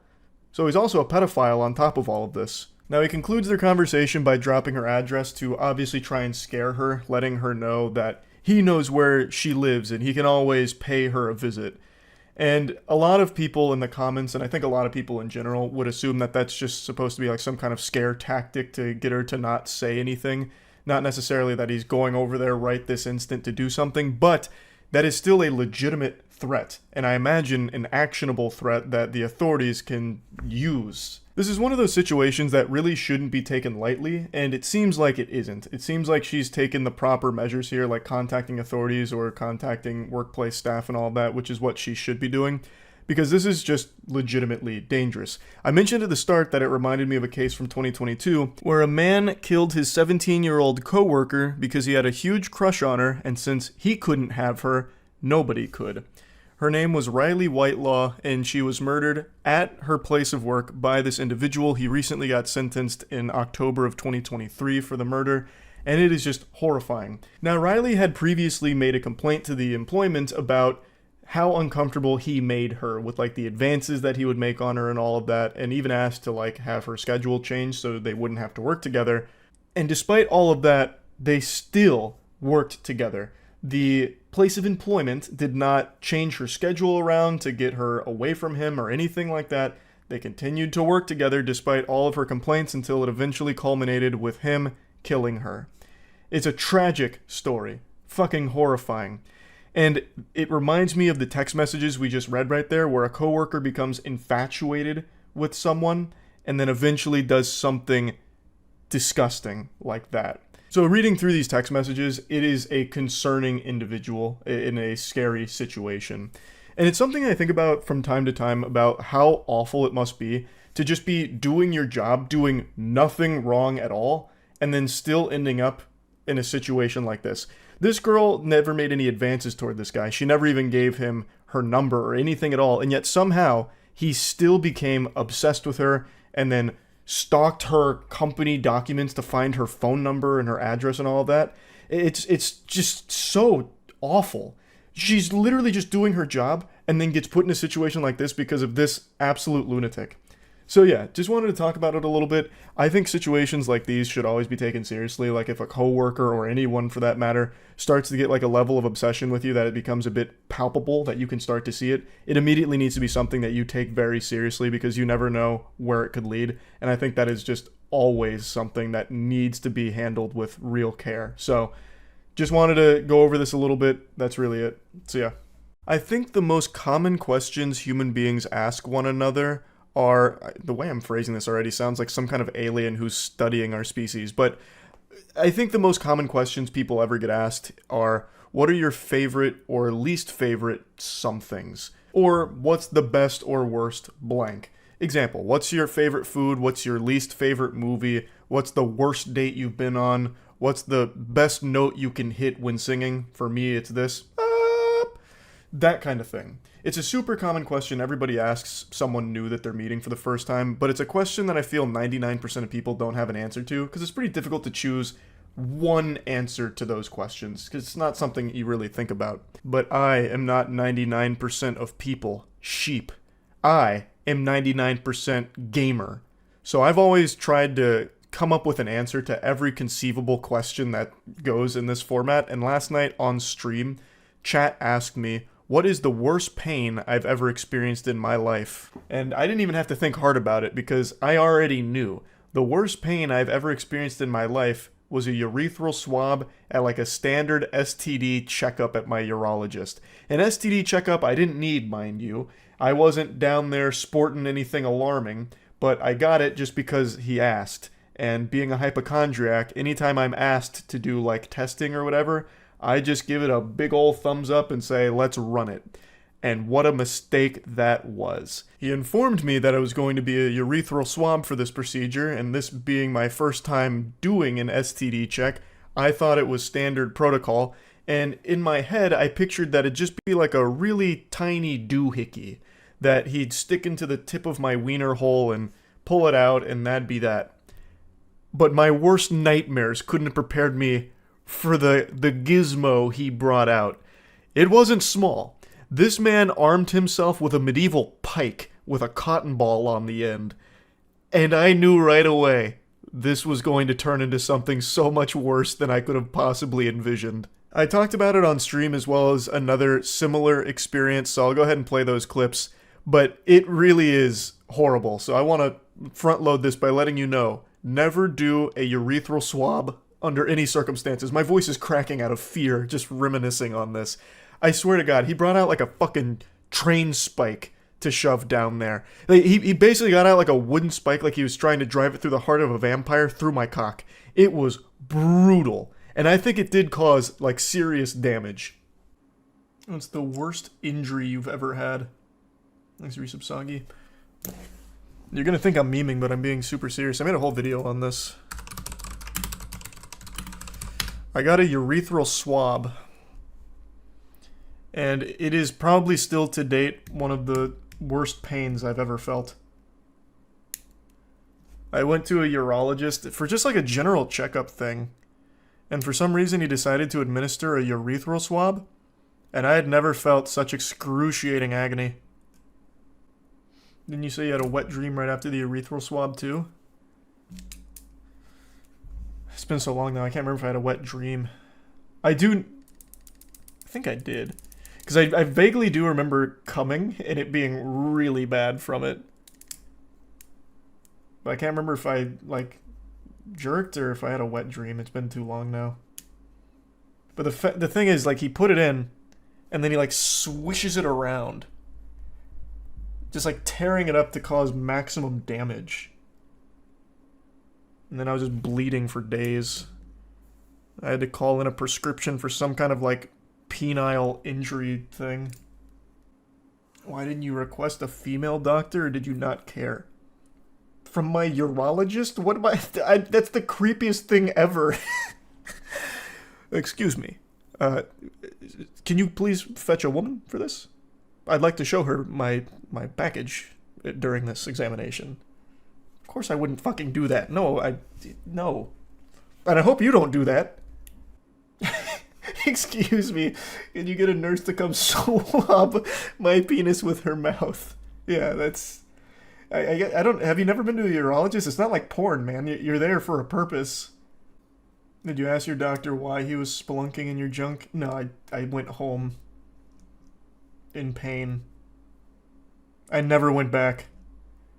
After he urethral swabbed me, I went to another urologist the next time I needed to go somewhere for it. Anywhere but there. He's a recent boss. I even looked it up, and this was 7 years ago, mind you, and even at the time, they're like, urethral swabs are obsolete. Nobody does these anymore. If anyone suggests it, you can just decline. No one should be suggesting it. Like, it's so outdated. And yet, this guy annihilated me with it. It was so bad. I don't remember if I said this in the story I made on it 7 years ago. It was so bad that I was afraid of peeing. So what I did is I went to Publix, fucking bloody trousered because my wiener wouldn't stop bleeding, and I bought an entire box of salted pumpkin seeds because it was the highest salt content thing I could find, and I just hammered pumpkin seeds all night so that way I wouldn't pee, because when I did, it was horrible. Horrible. Bro, you got griefed. No, for sure though. Like, again, even 7 years ago that was obsolete. Sounding is not for me. Yeah, I learned that day that is not my kink. What's wild is, I even made a video on this. What did I call it? I think I called it Urethral Swab 2.0. What's wild is, only like a year and a half after my initial urethral swab, I ended up going to a different urologist, and they recommended me getting a cystoscopy. I think they were looking for like a kidney stone or something, and a cystoscopy is basically shoving like a long wire with a camera at the end through your urethra to get like a better look at your bladder. So, while I still had like the trauma from this still being like moderately fresh, I then went in there to the cystoscopy, not really knowing that's what it was at the time. And then he's got this like giant apparatus with this cord, and I'm like, oh no, it's happening again. And he just right in my wiener. But it had a steering wheel. So he even had the monitor set up so I could like watch it. And I was like, I'm not gonna really tune into this program that much, I'm gonna be honest with you, Doc. But he had like the steering wheel to like control it while I was inside. And he's just driving my cock as he's looking around internally. And that didn't hurt nearly as bad or bleed nearly as bad as just this urethral swab. And they wasn't even close. This was still so much fucking worse. Bro, what did he even use? It sounds like you make it sound like he was diving around with a sandpaper wrapped fondue fork.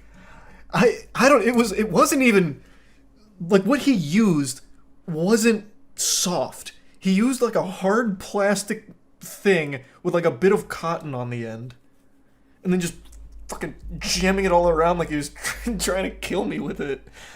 He was sim racing inside your penis. Yeah, no, man was straight up fucking multi-track drifting in there. It was a really cool device. Let me see if I can find it, because it actually was like a steering wheel from the cord. So I was like watching him like, do some of this. It was wild. I definitely can't pull any of this up on stream.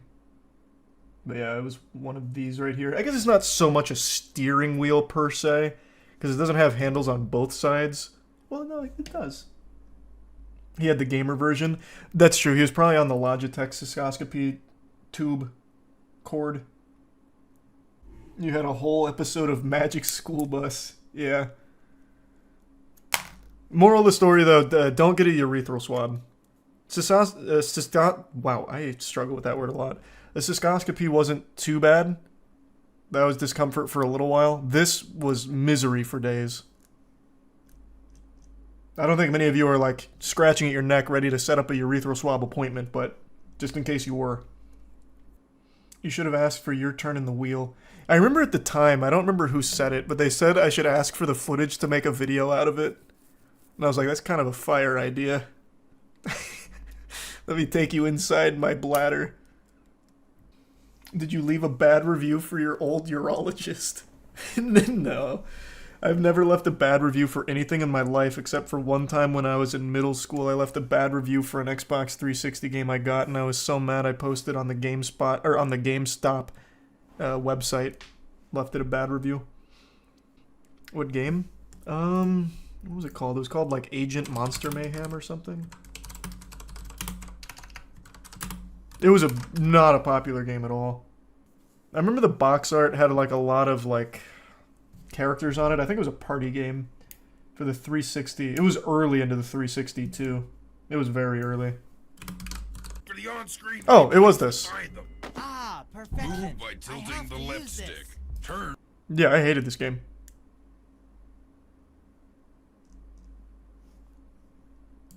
This is the only thing I've ever left a bad review on in my life. Do you think your review is still online, and could you find it? Let's see. I'd know it if I saw it, but I don't think GameStop does reviews on their site anymore. I remember I said... I used profanity, so maybe they deleted it, because I remember I said, like, the game sucked shit. How is it so bad? I don't know, I just remember hating it. I couldn't even remember the game's name. I don't know what made it so bad, but I really thought it was trash. What's worse than being a loser? Being cringe. These are two very powerful forces of shame. Loser and cringe. But what would happen if you combine these two elements? Put them together? Well, Buster, the product of that fusion dance would be Nico D'Ambrosio. A turbo loser cringe specimen, the likes of which this world hasn't seen in many, many moons.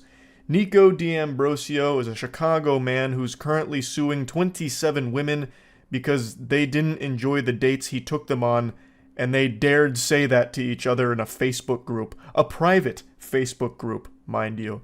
And Nico, with steam coming out of his ears, said, "This cannot fly in a civilized society. Every woman should be enamored with me, and only have positive things to say. Thus, I'm taking you to court, heathens." That's exactly what he's doing. A Chicago man has taken out a defamation lawsuit against 27 women. One man and multiple social media platforms after finding negative posts about him on the Are We Dating the Same Guy Facebook group. According to WXYZ ABC Chicago, 31-year-old Nico D'Ambrosio is suing up to 30 women for sharing negative dating reviews on Facebook group Are We Dating the Same Guy. He claims that the negative reviews started in November and these people made false and defamatory statements about him. The lawsuit included screenshots from the Facebook group describing Nico as very clingy, very fast, and claiming that he flaunted money very awkwardly and kept talking about how I don't want to see his bad side. Oh my god, he hit him with the Hulk. You won't like me when I'm angry. D'Ambrosio is not happy about how he is portrayed and is asking for $75,000 in damages. So if you're oh, that's the end of it. How do you calculate damages from a private Facebook group? What damages did he suffer? He's the Billy Mitchell of bad romance. It's a frivolous lawsuit filed because his feelings got hurt. And I think all of you know by now how I feel about people that try and do this kind of shit. These abhorrent lawsuits made to like bully or scare people into silence.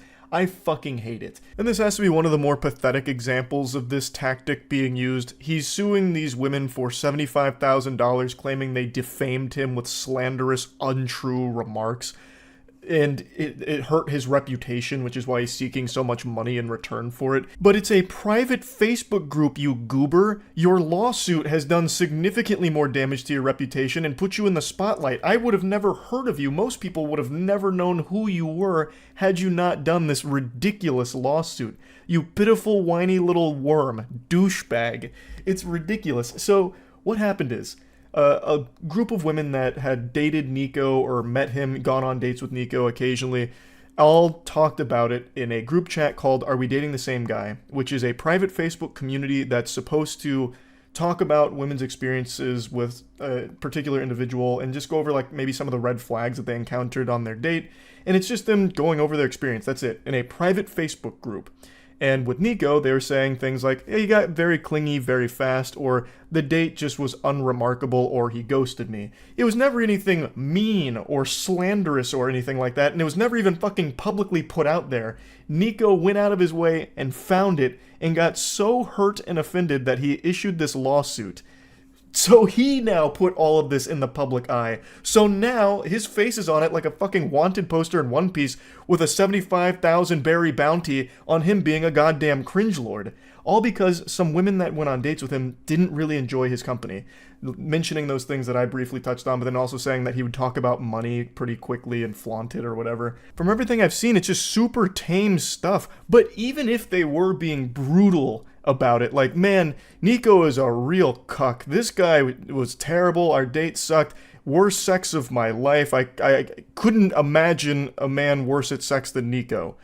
They can still say that. You still can't sue them for giving their opinion on how the date went with you or anything like that. That's still completely fine. They're not going out there and defaming you or slandering you. It's a private Facebook group. They weren't going out there making fraudulent claims about you, saying things like, Nico evades his taxes, Nico is an animal abuser. They were just sharing their opinion on you and the date, which they are totally well within their right to do. It's completely legal. The same way it's completely fine for me to say that you are a loser. I can say that. You can't sue me for calling you a loser and insulting you. It's not defamatory. You are a loser.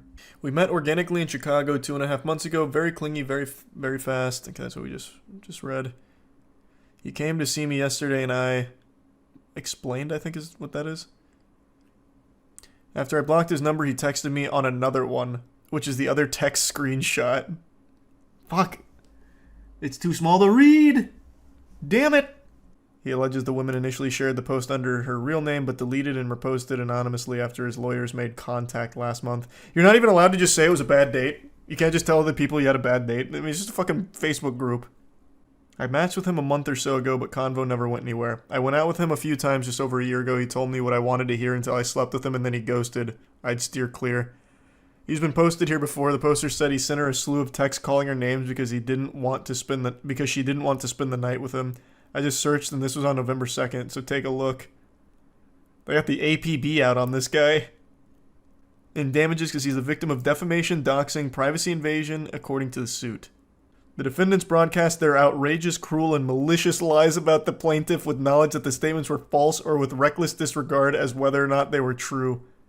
This wrongful conduct is so outrageous in character and so extreme in degree that is beyond all possible bounds of decency. It is to be regarded as atrocious and utterly intolerable in a civilized community. Brother, this is like the most lukewarm ratings ever. Like, hey, the combo didn't go anywhere. Hey, he ghosted me after I slept with him. Just maybe avoid him. Like, what the fuck? They're not even being vicious or anything. They're just like, this was my experience. I didn't really like it. And he's like, no! No! My pussy is ruined! There's a tier 1 Kraken. I wonder if he'd sue me. I haven't been on a date with Mr. Nick D'Ambrosio, but I will say, he seems like a very insecure, sensitive little bitch and a coward. I'd urge any Chicago women to probably steer clear of him as well. I wonder if I can get added to that suit. Bro wants to prove in court that he's not cringe. It's too bad, I already know better. You have been firmly judged as cringe. No chance of parole. That was a $50,000 statement.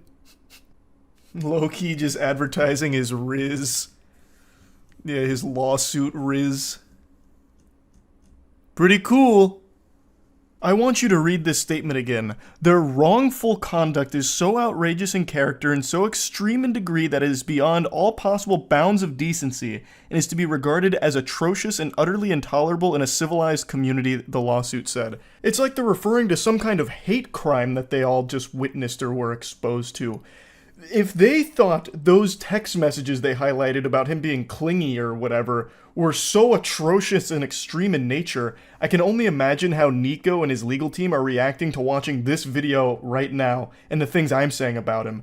Their jaws must be on the floor, furiously drafting up some kind of legal document for me, like fucking flames and like smoke coming off of the page as they're writing it all down. And I've never even met Nico, and I think he super sucks. I think Chicago women should definitely avoid him. Like, just look at the way he reacted for women that just shared their experience of having a less than stellar time with him. He will shut down your opinions, it seems. He does not want anyone to have an opinion of their own, only the opinion he wants you to have of him. What a piece of shit. How can you be so insecure and weak that when you find this, instead of learning from it like, Maybe the problem really is me. Maybe that's why I haven't had a real relationship out of the last 27 dates I went on. Yeah, maybe I should really reflect on that. Instead of that, he goes, "Where's my lawyers?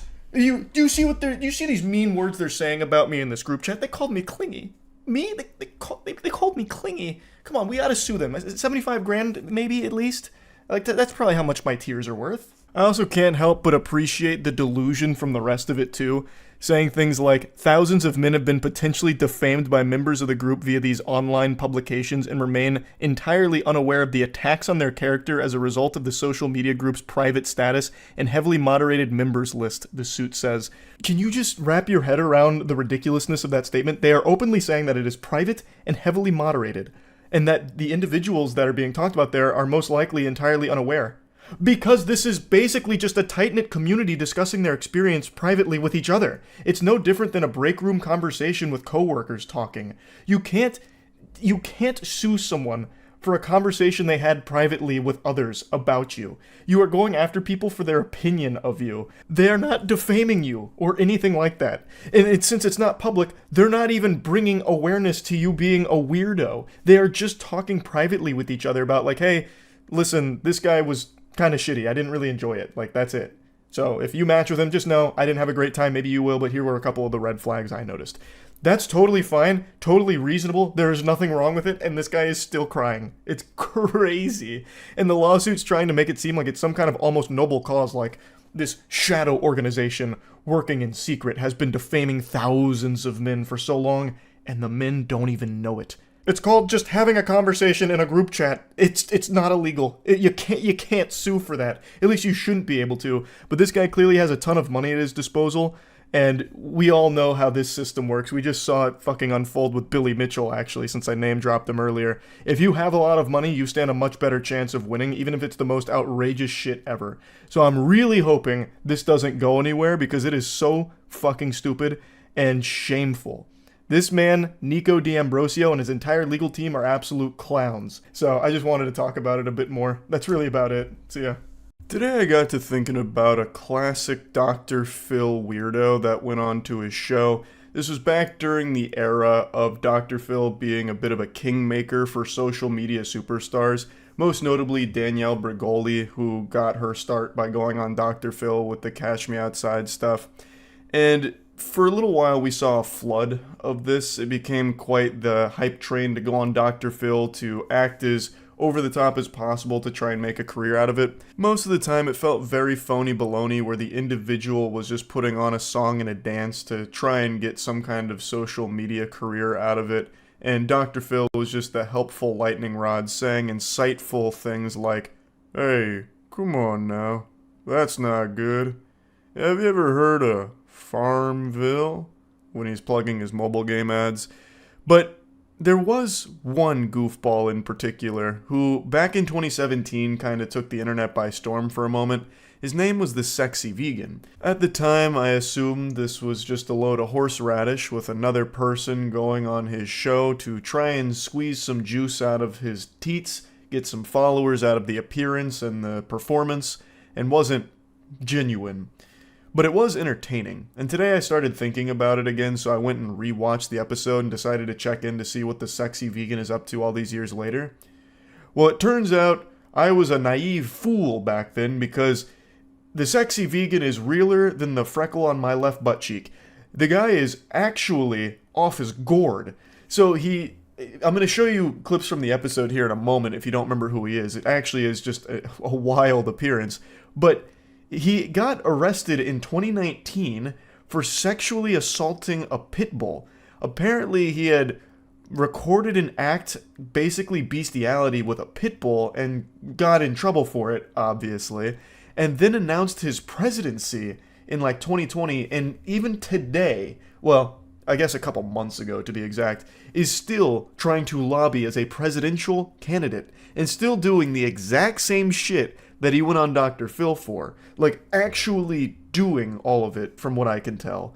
So let's go ahead and see the episode to get you all caught up to speed with the Sexy Vegan. Susan says in August of 2016, Hans legally changed his name to Sexy Vegan.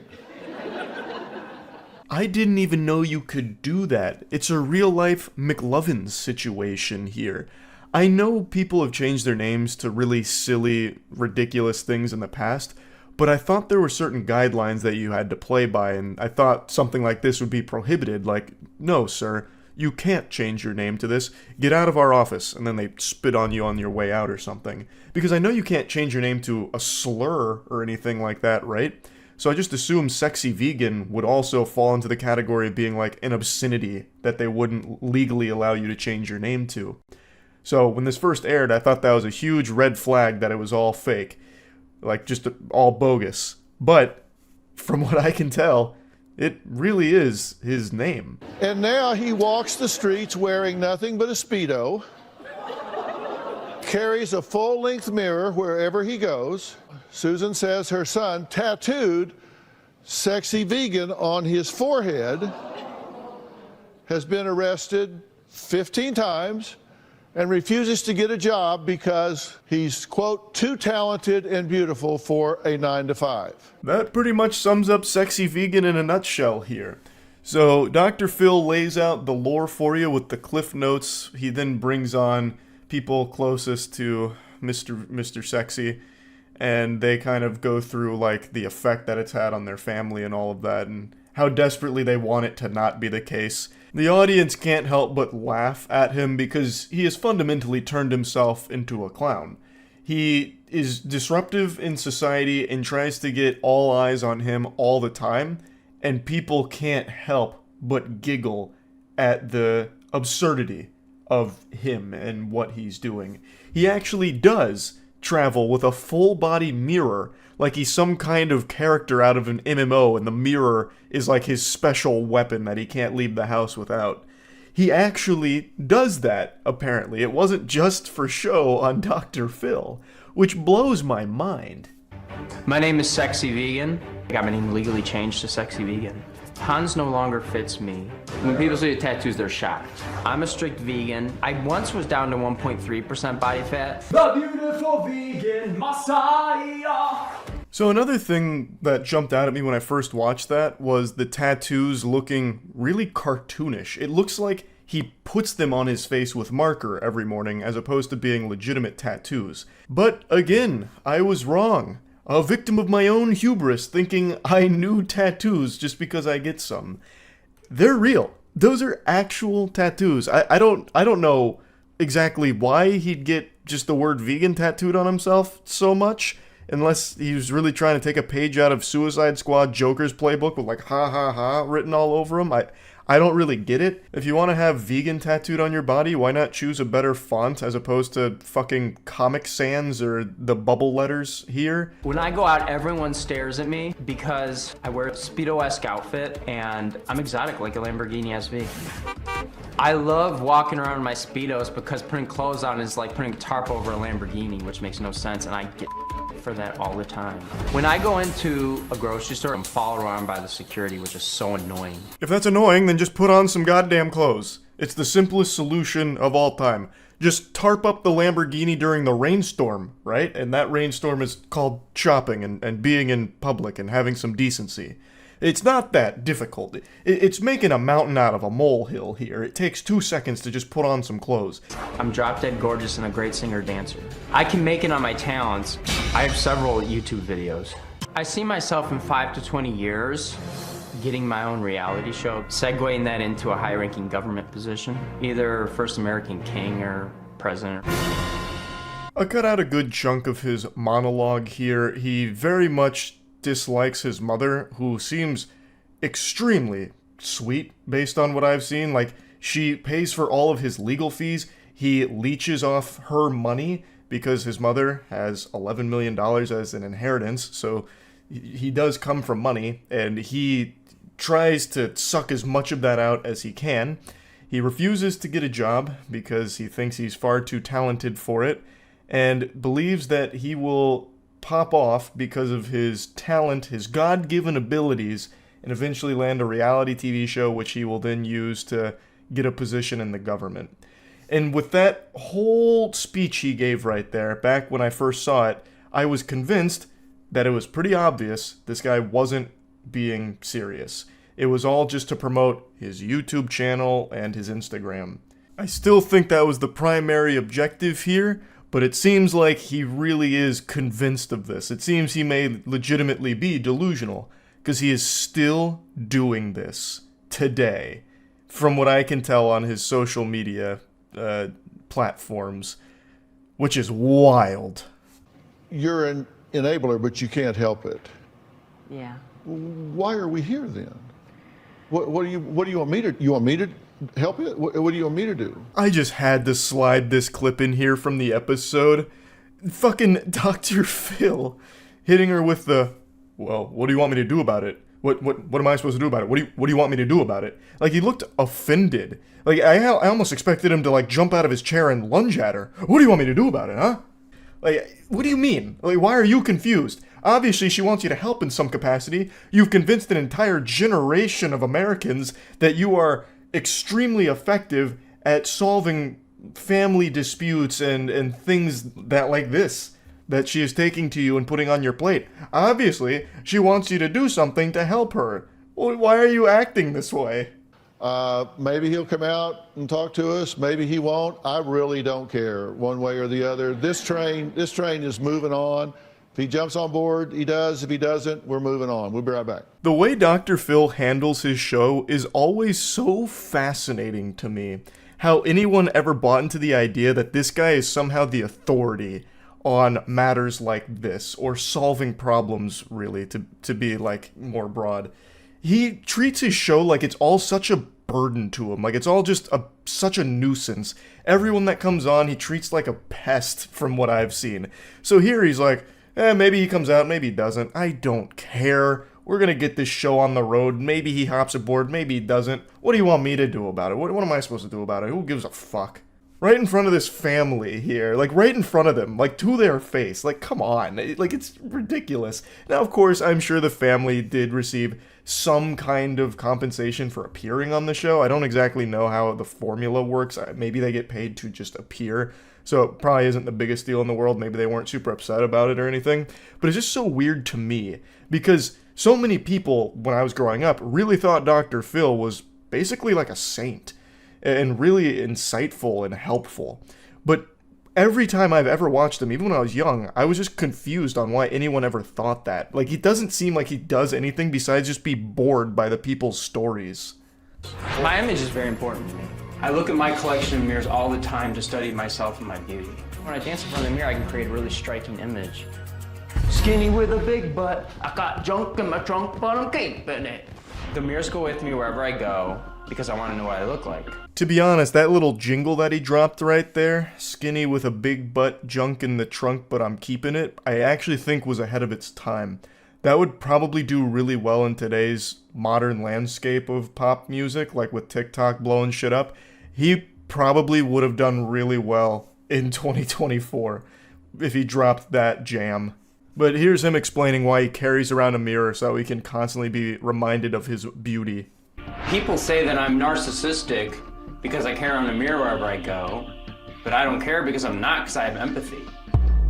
And I'm currently banned from the Beverly Hills Library for bringing the mirror in, but I'm looking to get that resolved. Well, there you have it. Checkmate. He can't be narcissistic because he has empathy. And he's also been banned from that library. I don't know if it ever got resolved. I couldn't find a follow-up to it, so I guess that's for only Sexy Vegan, the librarian God, to know if that ever got overturned.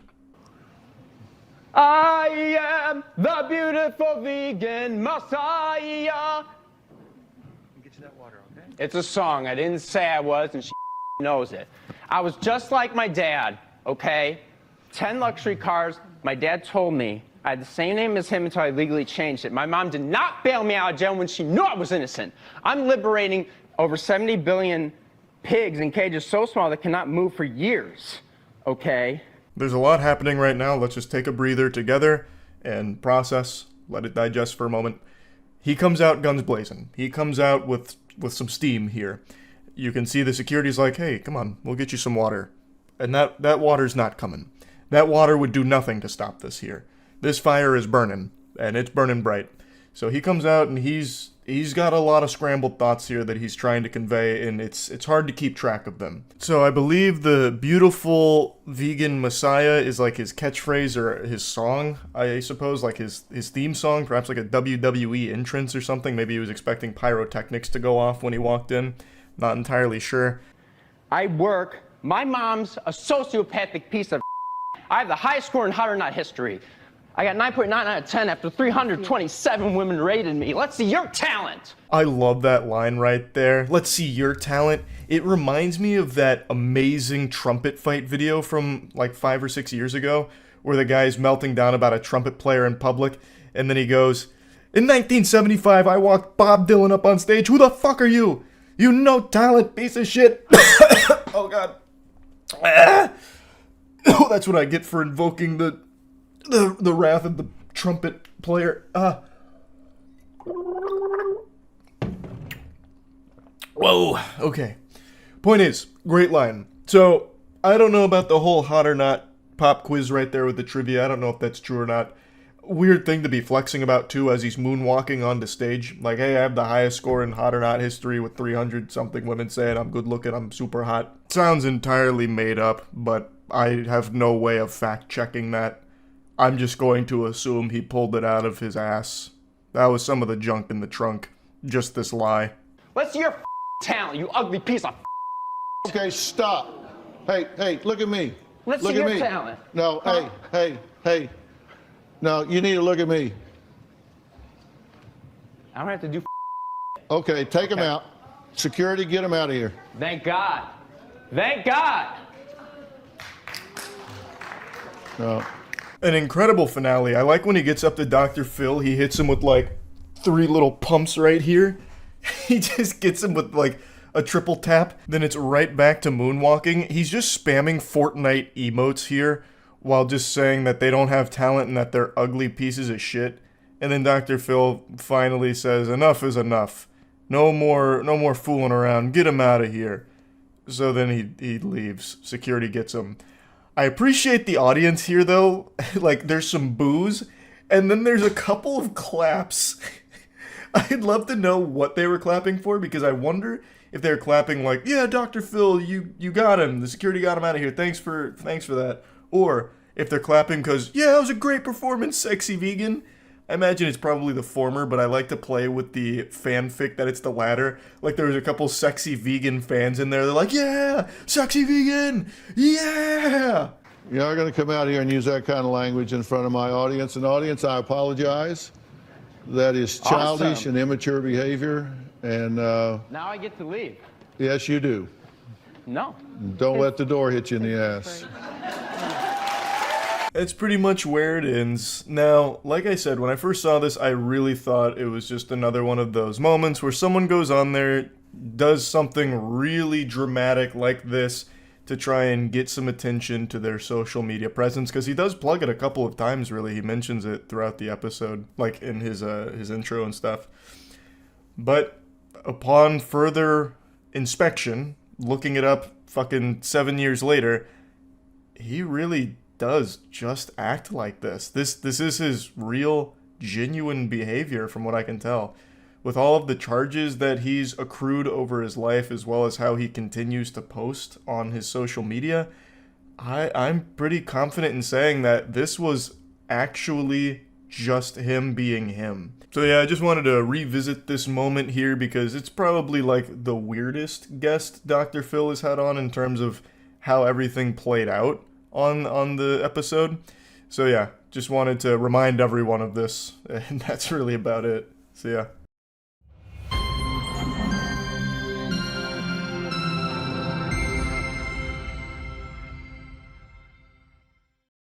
Hey, so the science guys are back at it again. We started to really get deep into existentialism, and we started to recognize that we have these beautiful meals that we consume, and they're great individually. But what if you blended them all together and baby foodified it? Would it still taste as good as it does, like, as a sum of its parts? Yeah, it's about efficiency. Mm-hmm. Why, oh, hello. why eat many things when you can eat one thing? Yeah. And get the same flavor. Hopefully the same flavor. We'll see. Yeah, so we're starting off with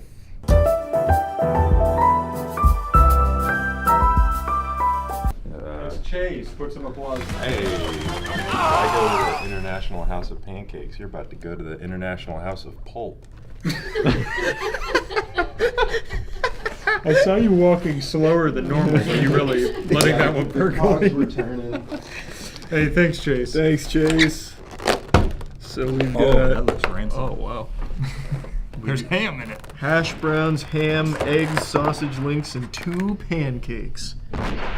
Oh, and bacon. And if you couldn't pick up from what Charlie was saying in the beginning, we're going to put it all in there and blend it and see if it still tastes good. Yeah, so we'll try a little bit ahead of time. It's IHOP, so it'll probably be mediocre. Oh. That's fine. It was packed. No, her potatoes. Could you grab us the little syrup packets? Yeah. Sorry. Oh, we're going to syrup it? Yeah, so that's all mediocre. You want to start dumping it in? Yeah, we can start dumping it in. Are you happy with what you've tried? Like you're good? Yeah, I think it'll taste great when it's blended. They're runny egg yolks. We might have enough liquid here. I got them that way. That's perfect. I think it's in.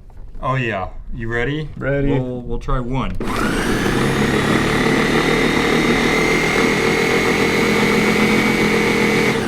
I think we might want some syrup. Yeah. Oh, there we go. That's what we were missing. Yeah, this is what's gonna bind all the flavor together into one beautiful. This one doesn't really worry me. I think this will be mediocre. Yeah, I think this one will taste similar to what we tried before. Yeah. But there are some that really worry me. Here you go. That's probably good. Yeah, you want a little butter too? Well, I mean, you gotta have a little butter. What would you put on your pancakes? All right, we're going back in. Yeah. Stop it. Let's take a peek. Oh, that's pretty good. That's like puree. Here, you want to take a scoop? Yeah, I'll take a scoop. Yum. Oh, it is steaming in here. Yeah. Okay. Like concrete. All right. Cheers. Are you eating the whole thing? Yeah. Whoa. Probably just tastes like syrup. This might be how I prefer my IHOP meals. Hey, can you go put that in the blender? This improved IHOP. I did not think a single one would be better. That's good. It's almost the consistency of peanut butter. Yeah, it's like very peanut buttery. Yeah, it really glues your mouth shut while you're eating it. So you get a lot of. That's good. The pancake. There's bacon bits, and then the sausage flavor comes. I thought the through. grease would like really ruin it, but I don't even taste grease. A baby would love that. You guys want to try this? What do we got next? Whoa. I tell you what, it's impossible this doesn't whop your taste buds. There you boys go. Oh, the Impossible Whopper meal. Thanks, Aaron. Yeah. It's just a normal Whopper, right? Yeah. Let me try a little sip of this. The whole meal. They already know how we feel about Burger King. Yeah, we've covered Burger King extensively. Get it on it. This is the best thing to ever happen to Burger King. Oh, This is a regular Whopper. Yeah. I mean, this is the best thing. Blending it, yeah.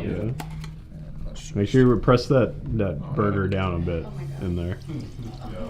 Yeah, go ahead. I think that's probably really get it in there. I think this will taste better. It's hard to make it taste worse. Yeah, there's Burger not King. really going down for Burger King. Yeah, there's only up. Let's go, Burger King. Here we go. All done. Like I said, the blade is not spinning. Yeah, it didn't move. We need the other base, yeah.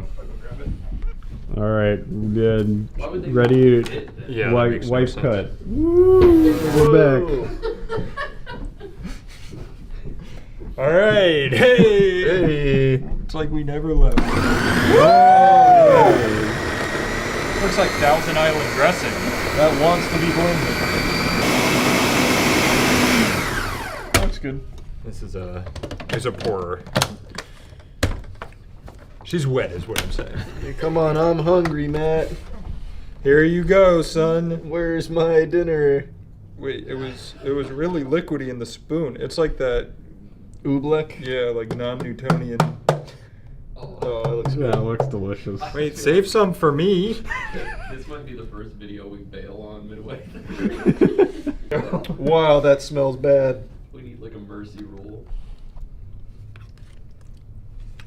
Damn, it's better than Burger King. I think everything might be improved by blending it. Why? That's Why actually is so that much- not bad? That's so much better.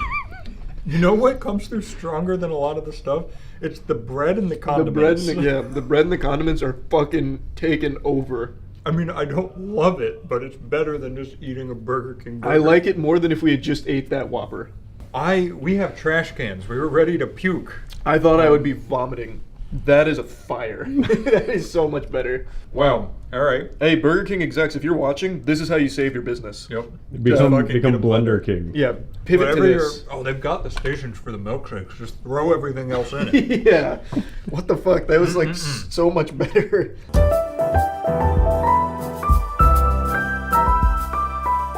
Yeah, the guac is extra. I love my job. The guac is extra.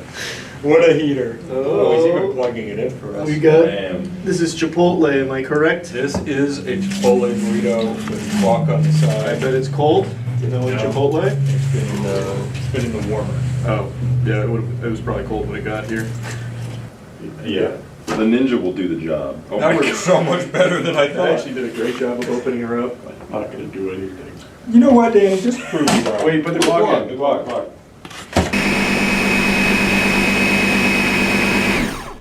That was good. You feeling good about that? Yeah, that was good. It's not wet enough. I wanted to pull it out and wrap it like a burrito again so we could open it up. Oh, that would have been such a good idea. Yeah, we can try.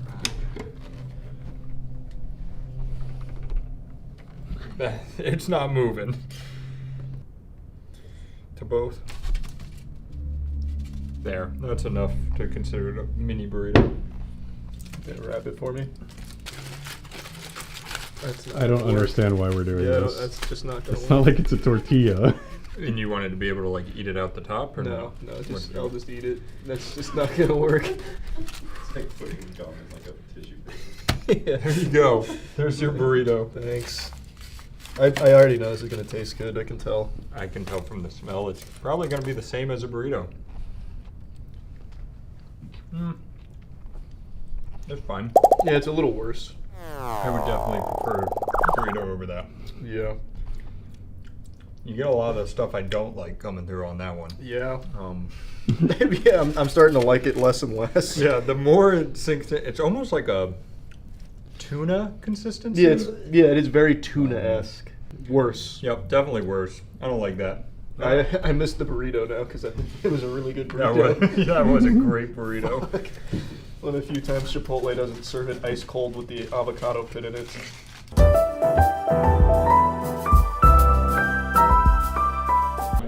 Yummy, yummy.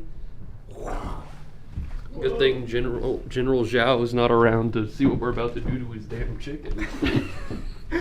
I thought it was orange chicken. It is orange chicken. I couldn't think of anything for orange chicken, so I went with a good thing. It's next door neighbor. This one I think is going to be fucking awful. I'll tell you right now. You think? Yeah. I think it's gonna taste like oranges. Yeah. You think so? They're probably gonna be super You put the citrusy, slices but in there for Yeah. sure. we'll see. All right. You want to try a piece before? It's we- really hot, so I'm It's good. really hot? Yeah, I can tell just from the steam on it. It is pretty hot. Yep. Yep. That's hot. I'm glad you tested my theory. I'm assuming the orange is going too. Yeah, and this too. I'm gonna have one more piece before it gets ruined. It's not Really gonna get. sacrifice it to the Blender God. It's gonna. You see that fucking stuff? That's hot.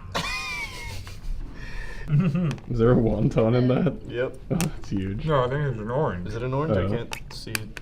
Yeah, it's an Oh, orange. it's an orange. With the rinds in there too? Mm-hmm. Yep. It's orange chicken. I'm so sorry. Yeah, this was your idea, Matt. Just remember that. I'll miss you. Goodbye. Oh, maybe the noodles are. There we go. We made a dough.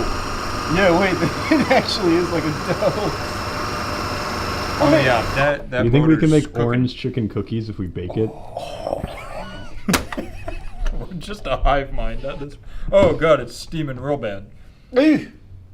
I'm really gonna take a page out of DQ's book and I'm gonna test something here. That bad boy does not. That's a blizzard. It passes the check. It smells really good. So I'm realizing what the blender was struggling with was the orange rinds. Yeah. Yeah, you can really. That just tastes like orange. Wow. Wow. That's sticky. That is That's sticky. very sticky. It's like I don't love it. I don't hate it. Gotta fuck with it. Like peanut butter is peanut butter. This is orange butter. Yeah. It's just peanut butter consistency. You could absolutely bake that. I'll tell you right now. That will 100% bake. Should we have them toss it in the oven so it happens? Actually toss it in the oven and see if you can make cookies out of it. Here, let me. I mean, there's not like a rising agent in it. But Well, it has the yeast from the noodles, right? Yeah, but it's already cooked. So true. It'll bake, but it won't like. It'll be like matzah. Yeah. It'll be like orange matzah. It's a Jewish cookie. Yeah. From a Asian restaurant. Which is just like Christmas. It's Christmas. It's This is- Jewish Christmas.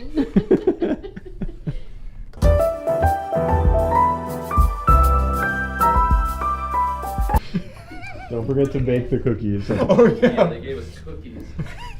They're orange chicken cookies. Oh, that could help. $3.50 for what? Like 12 minutes? Yeah.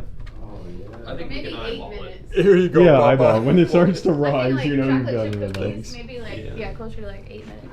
It's cooked, so it doesn't matter how long we take. There's nothing to bake out. It should just hopefully rise. Just make it hot. It's not gonna rise. So what's the verdict on that one? Like I said, I think if you really need to blend it to get it quickly, you'll be fine, but it's probably better not blended. Yeah, I think there's no question it's better not blended. Like it's not even a competition. But if you got your wisdom teeth taken out and you Yep. can't eat solid foods and you really want orange chicken from Craving Panda orange Express, chicken. yeah, or Payway, whatever it was.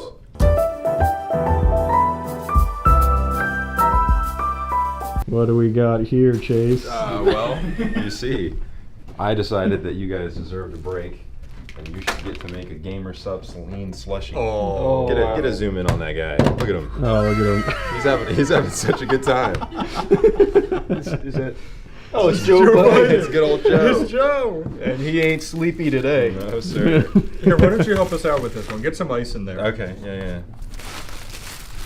And Chase was just telling me, I'll wait for the ice to drop it. No, go ahead. It's the perfect ratio. Do you want some more? Or? No, that's great. Okay. Charlie, give me some of those water bottles. All right. So Chase was telling me when I walked in that he was able to get this for such a good price. Yep. Because he used code MOIST At gamersubs.gg. I just inhaled that and it was delicious. Probably the best breath I've taken in my life.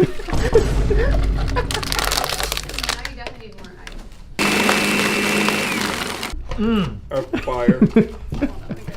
Better blended? I don't know if it's better. It's just perfect both ways. You can't go wrong either way. I made a huge mess with this, but it's delicious.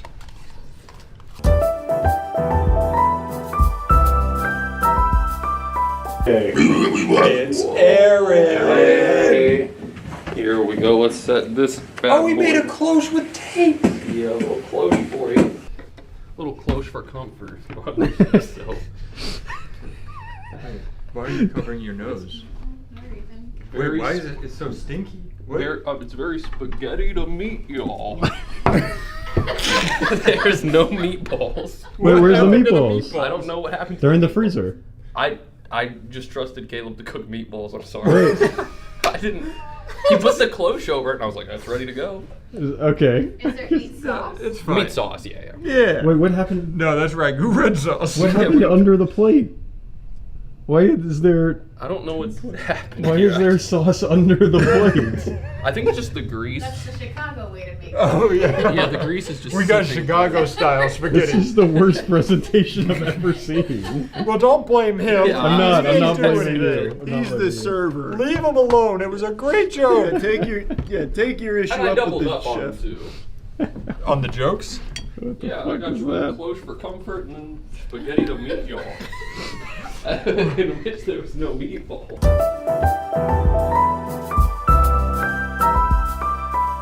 All right. Oh, Lord, look at that! Look at that, Danny. Oh, it looks like they actually made spaghetti and meatballs. This Yeah, time. this one's much more beautiful. I don't want to play this game. We've already spaghetti that guy, but this is his.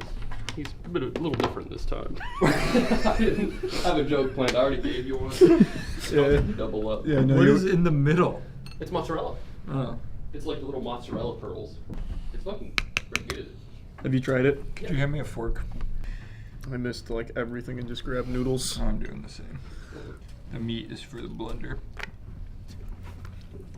That is substantially better.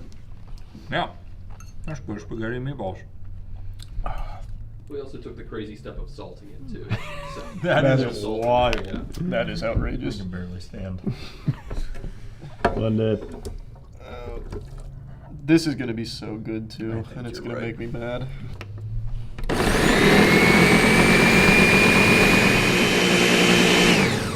All right. Neither of you guys have any life behind your eyes. Like when that first started, you were both just like 1,000-yard stare. It's good shut.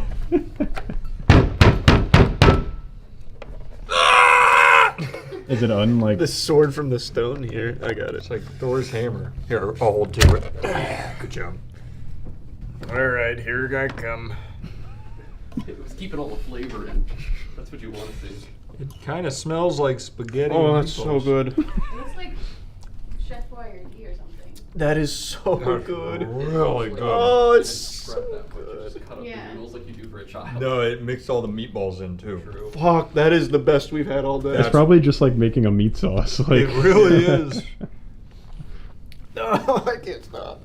Wow. My stomach hurts. That's killing it. This is like one of the best things. I think if you dropped a little parm on top there, Yeah. woo! You could serve up an incredible dish with that. Better blended. That kills it. The last week and a half of starting my cut went out the window today. In one day. One day I've consumed more calories than I ever should in my life.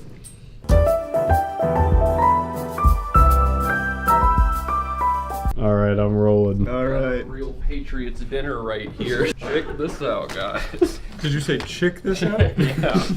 I had to really call an audible quick. Yeah, no. Good work, Aaron. Thanks, Aaron. We're holding down the fort. Here, I'm gonna try a little bite. Yeah, Same. just so you know. You're telling me a chick filled this egg? Okay, you can go downstairs now, Aaron. Wait, no, you stay. That was good. You've earned your place in the headquarters. Really crank that sauce in there. Oh yeah,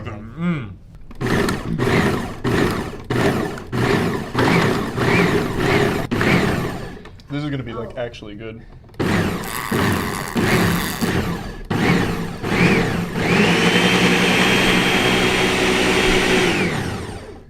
You want to get a whiff? Yeah, let me take a little sniff. That smells really good. Does it? Yeah. Is it blended enough? Oh my god, it smells so fucking good. It actually does. It's gonna be so hard to beat Chick-fil-A non-blended though.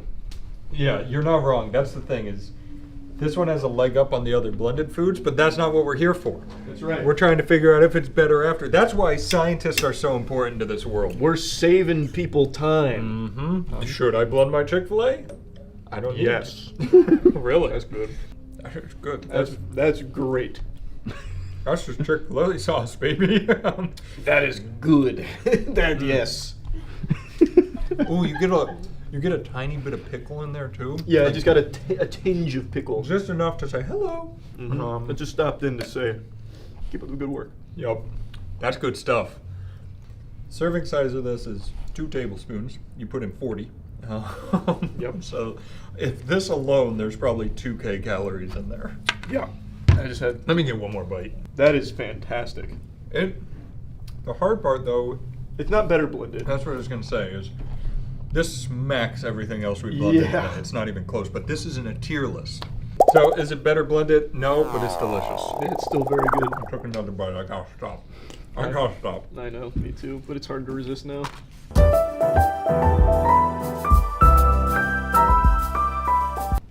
Is this like your own recipe? Yeah.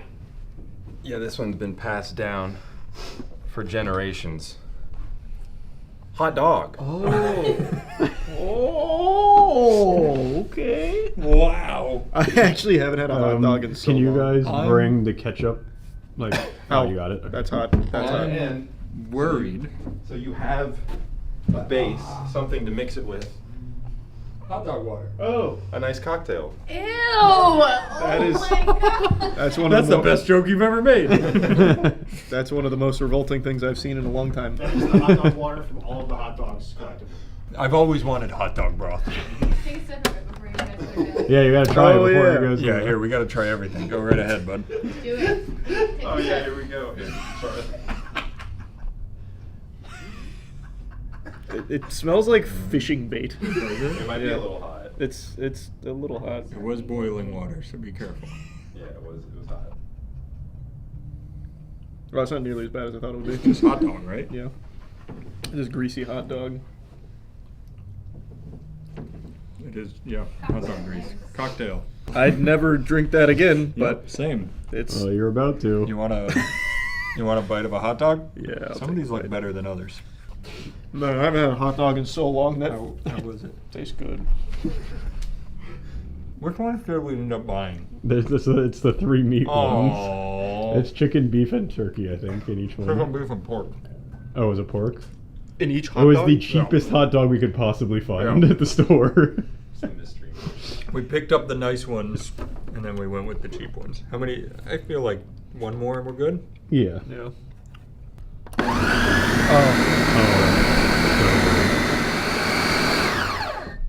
Looks good to me. Smells not bad. Kind of looks like Spam a little bit. Yeah, actually. You know, it smells like hot dogs. I think it smells like ketchup. Nothing's drinkable nowadays. That's the true. problem with the Fucking world. woke liberals took away our drinkable Hot dogs. hot dogs. You gotta use a spoon for them now. Most What of I- it tastes like a bun. Yeah. It's really not bad. Would I rather eat anything else in the world? Probably. But if I had to, I could do it. Yep. If you can't chew and you really want a hot dog, this is for you. If you can't shoot your hot dogs, you can blend them, I guess.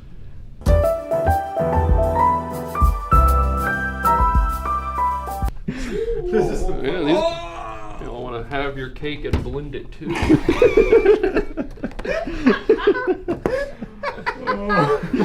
And this, I brought up this Miss Butterworth because our thank you. chocolate syrup was out of date by 6 months. Is our milk still good? Our milk is out of date by just under a week. So You got cake. This does look good. Man, my fucking tummy. What in the world? I'm shocked your stomach doesn't That cake feel looks good. so good. Is it? Tastes like hot dog. Did you use your hot dogs? I did. Wait, is this piece? Yeah. Well, we should have just used the piece that had the hot dogs. No, and just forked do through it. Run it. Too He's late. already palming it. Yeah. oh, good work. Oh wow. Oh, that's actually. I think this one will kind of turn out milkshake-esque. Wait, I want one more bite of this cake. I'm so glad that I've been doing so well on my diet lately.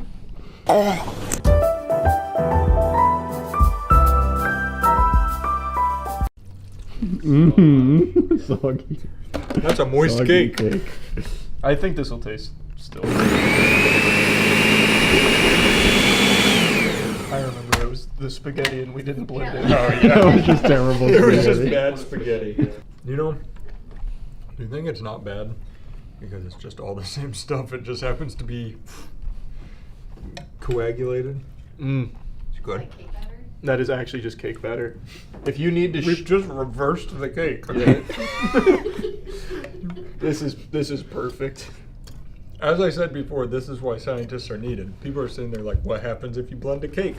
Nothing. Now we know. It's cake batter. Cake batter because of the raw eggs, right? Oh, so it's safe cake batter. Yeah. We should do this. What's the price on this? I'm whipping up. I think it was like $8 or something. $6.29. Yeah. We take that, some water, and we package this. The bottles sell it for $10. That's just profit. You're on to something. Genius, Matt. That's healthy. No one else is doing that right now. No, healthy cake batter. No one's selling watered down cake. Yeah, that's good. Actually, it might even be better. I legitimately think it's better. I actually really like the consistency Yeah, of me this too. one. This one is such a pleasant consistency. This is so good. You could easily take in 45,000 grams of sugar if you just did your cake like this and never know. This one's good. Wait, we got more sweets for you. Yeah, you got. I hope you save room for a second dessert. It's your orange chicken. It's your orange chicken. I'm gonna open this puppy back up for a chaser. Yeah, you got frosting now. It looks like a latke. It looks exactly like a latke. It kind of cooked. Oh, it's got a good consistency to it. Oh my gosh, smell it. Smells good. That smells really good. All right. That's fire. Wow. That's good. So you know DiGiorno did the half pizza, half cookie box? Yeah. Half orange chicken cookies, and then the other side is our cake batter slush. This is fire. This is good. There's a good consistency. So, this might be better than just ordering the orange chicken meal. So Yeah, get it. we order it blended in bacon. Blended bacon. It's easy. That is really Hey, good. Payway, if you're watching, if we find this on the menu, your ass is cooked. We're Yeah, suing you. we're coming for you. Wow, that's good.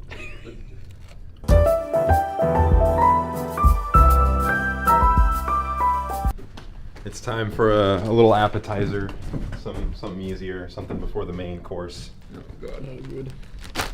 8-2, Brutus. I don't know if you can read what it is, so I'm gonna It's a Caesar. Get me out of here. Make sure you pull out the dressing packet before you just dump it. It's a little surprise. Whoa, they give a ton of stuff. You work on the parm and the pepper. I'll work on the Caesar and the breadcrumbs. Or the croutons. Well, hard bread. Damn it. I actually think this is just gonna taste better blended. This one's just gonna taste like dressing. I know. You wanna? You guys are getting like delirious. We do like halfway through every food. No, it's Let me find that. sealed. Every lizard brain instinct is going off to keep you from eating. Do not consume. I think it's right here. No. No. Let's get it.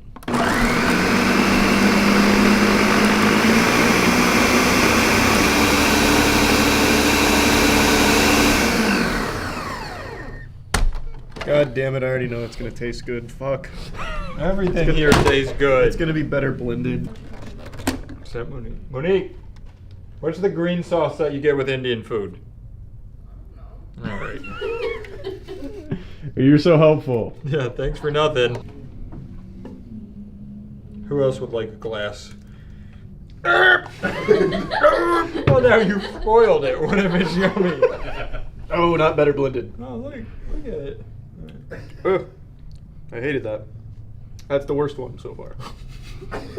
That's rancid. Yeah, that's fucking ranky dank. Oh, it's still like somehow crunchy liquid. I hate that. I'll give you one more chance. That's the worst consistency. The aftertaste, I see why you went back in. The aftertaste starts improving. It kind of makes you think you ate a Caesar salad after. Ew.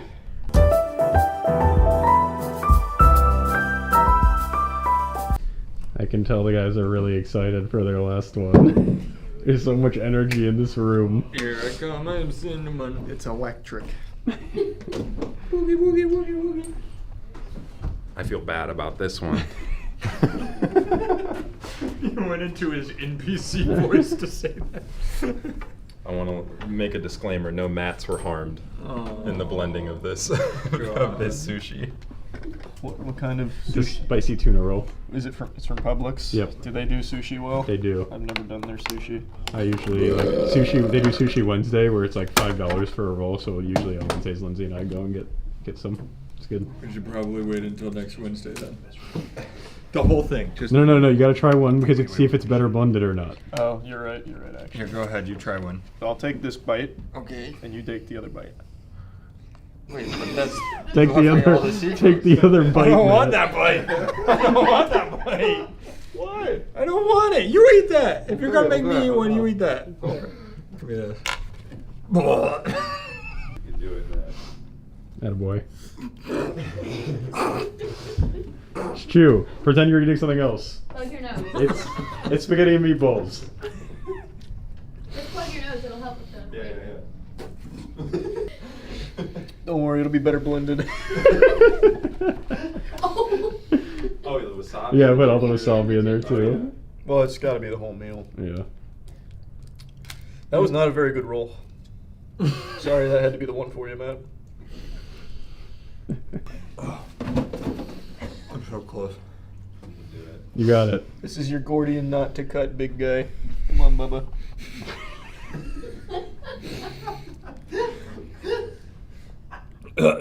You do it? That's my boy. Attaboy. That's my big boy. That's my big boy. Oh, I'm so proud. I have like my eyes are tearing up. This is a big moment for us.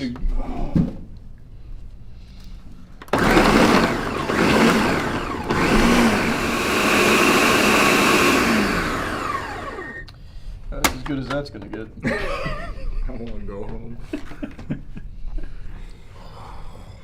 I hope you like wasabi.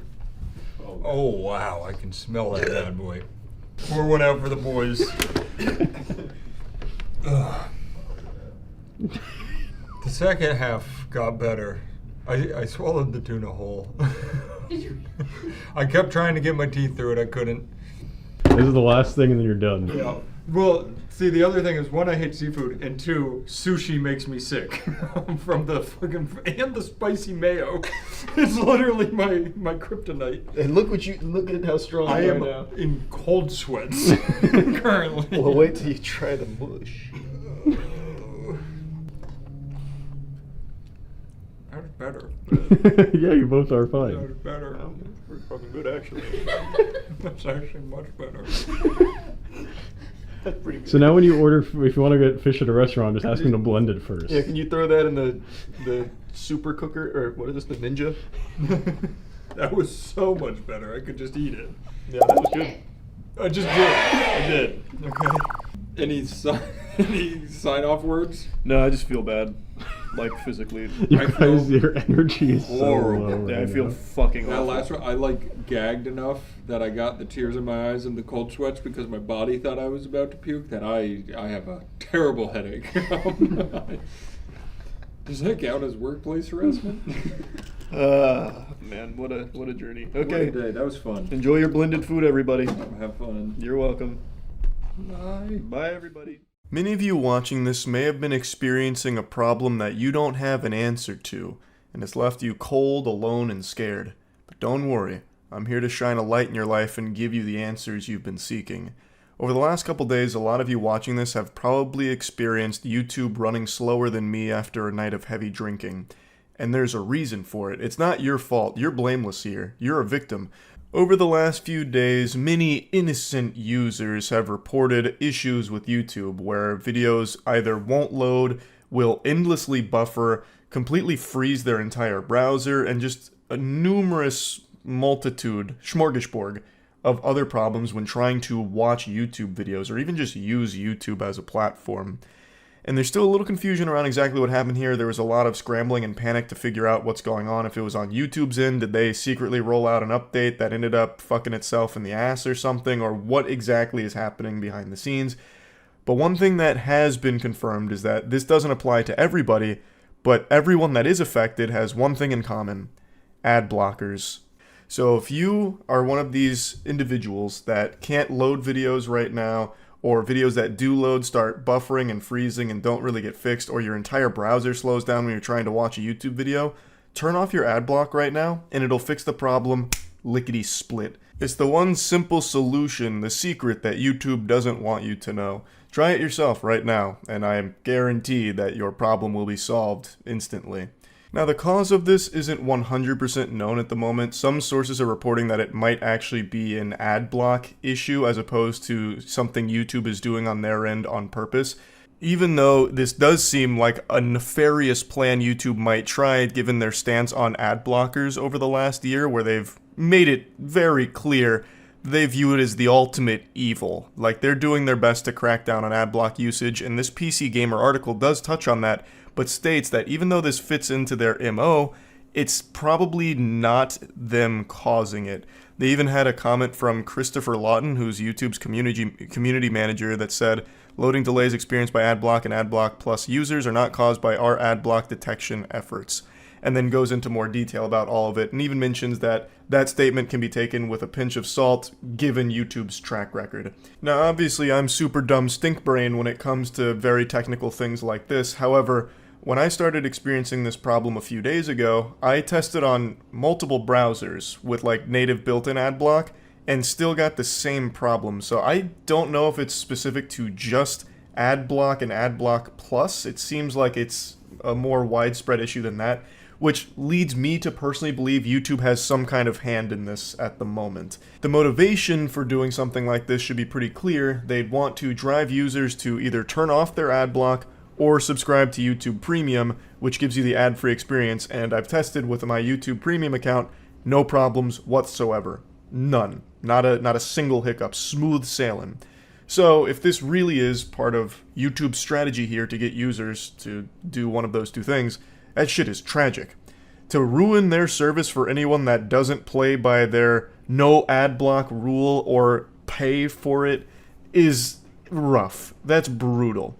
Now, when I first started experiencing this, I did the number one thing I always do when experiencing a problem. I called up Matt to see if he was having the same thing, which I bet a lot of you have noticed is a very common trend where anytime something's gone awry, I immediately phone a friend and call Matt. He's like my Powerpuff Girls and I'm the mayor. I just always hit the hotline and beg him to help me fix something. But he wasn't at the time, so I wrote it off as it just being some kind of glitch or some kind of service outage that I was experiencing. I didn't want to toy around with the idea that I was the one boofing loony juice here, thinking that YouTube was artificially shitifying its platform for anyone with an ad block. They've made it very clear how much they hate ad blocks and they've waged an open war on it, but this feels like some kind of war crime, to make the platform almost unusable for anyone that uses an ad block. That seems too far. That's like using Agent Orange or White Phosphorus in a battle. Again, nothing is completely confirmed here with what happened in all of this hoopla, if it's YouTube's fault or if it's something that went awry with the ad blocks. PC Gamer makes a great article that makes strong arguments for it being an ad block problem, not a YouTube one. However, there is a mention of uBlock Origin not being affected there, and from what I've heard from people I've talked to, as well as what people were saying on stream, uBlock was affected briefly, but they quickly rolled out an update that fixed it. So if it was an ad block problem, I don't see why that would have also affected uBlock temporarily, if it truly did, if those are real reports. And also, it wouldn't explain why when I tried to use other browsers with their built-in ad block, I also still experienced the problem. To me, it still seems a little more widespread than just that, but perhaps it really isn't a YouTube issue. It's just, right now, to me, it seems like YouTube may have had some kind of hand in it, but again, no one knows for sure right now. All we know is it's a big stinking mess here, and hopefully it gets sorted out, and hopefully this isn't an actual strategy here from YouTube to push people to pay for premium or turn off their ad block, because that'd be super scummy. That'd be very bad. That'd be super naughty, YouTube, if you're watching this. Yucky. Hopefully that's not the case. I talked about it a little deeper on stream and talked with Stream about their experience with it, so I'll go ahead and show you all that. Ad blocker gang. You just reminded me of something. Anyone using an ad blocker, have you noticed YouTube being almost unusable? Because I use an ad blocker, and YouTube will not load a single video for me anymore. It stutters, it freezes, it stops. Overwhelmingly, yes. So they're artificially doing that, right? They have to be. Because on this account where I have YouTube Premium, it's totally fine. Or if I go incognito, it's totally fine, because the ad block is off. And I've talked to a bunch of people, and it's 50-50 on people that use adblock and having an horrible experience and people that are still fine.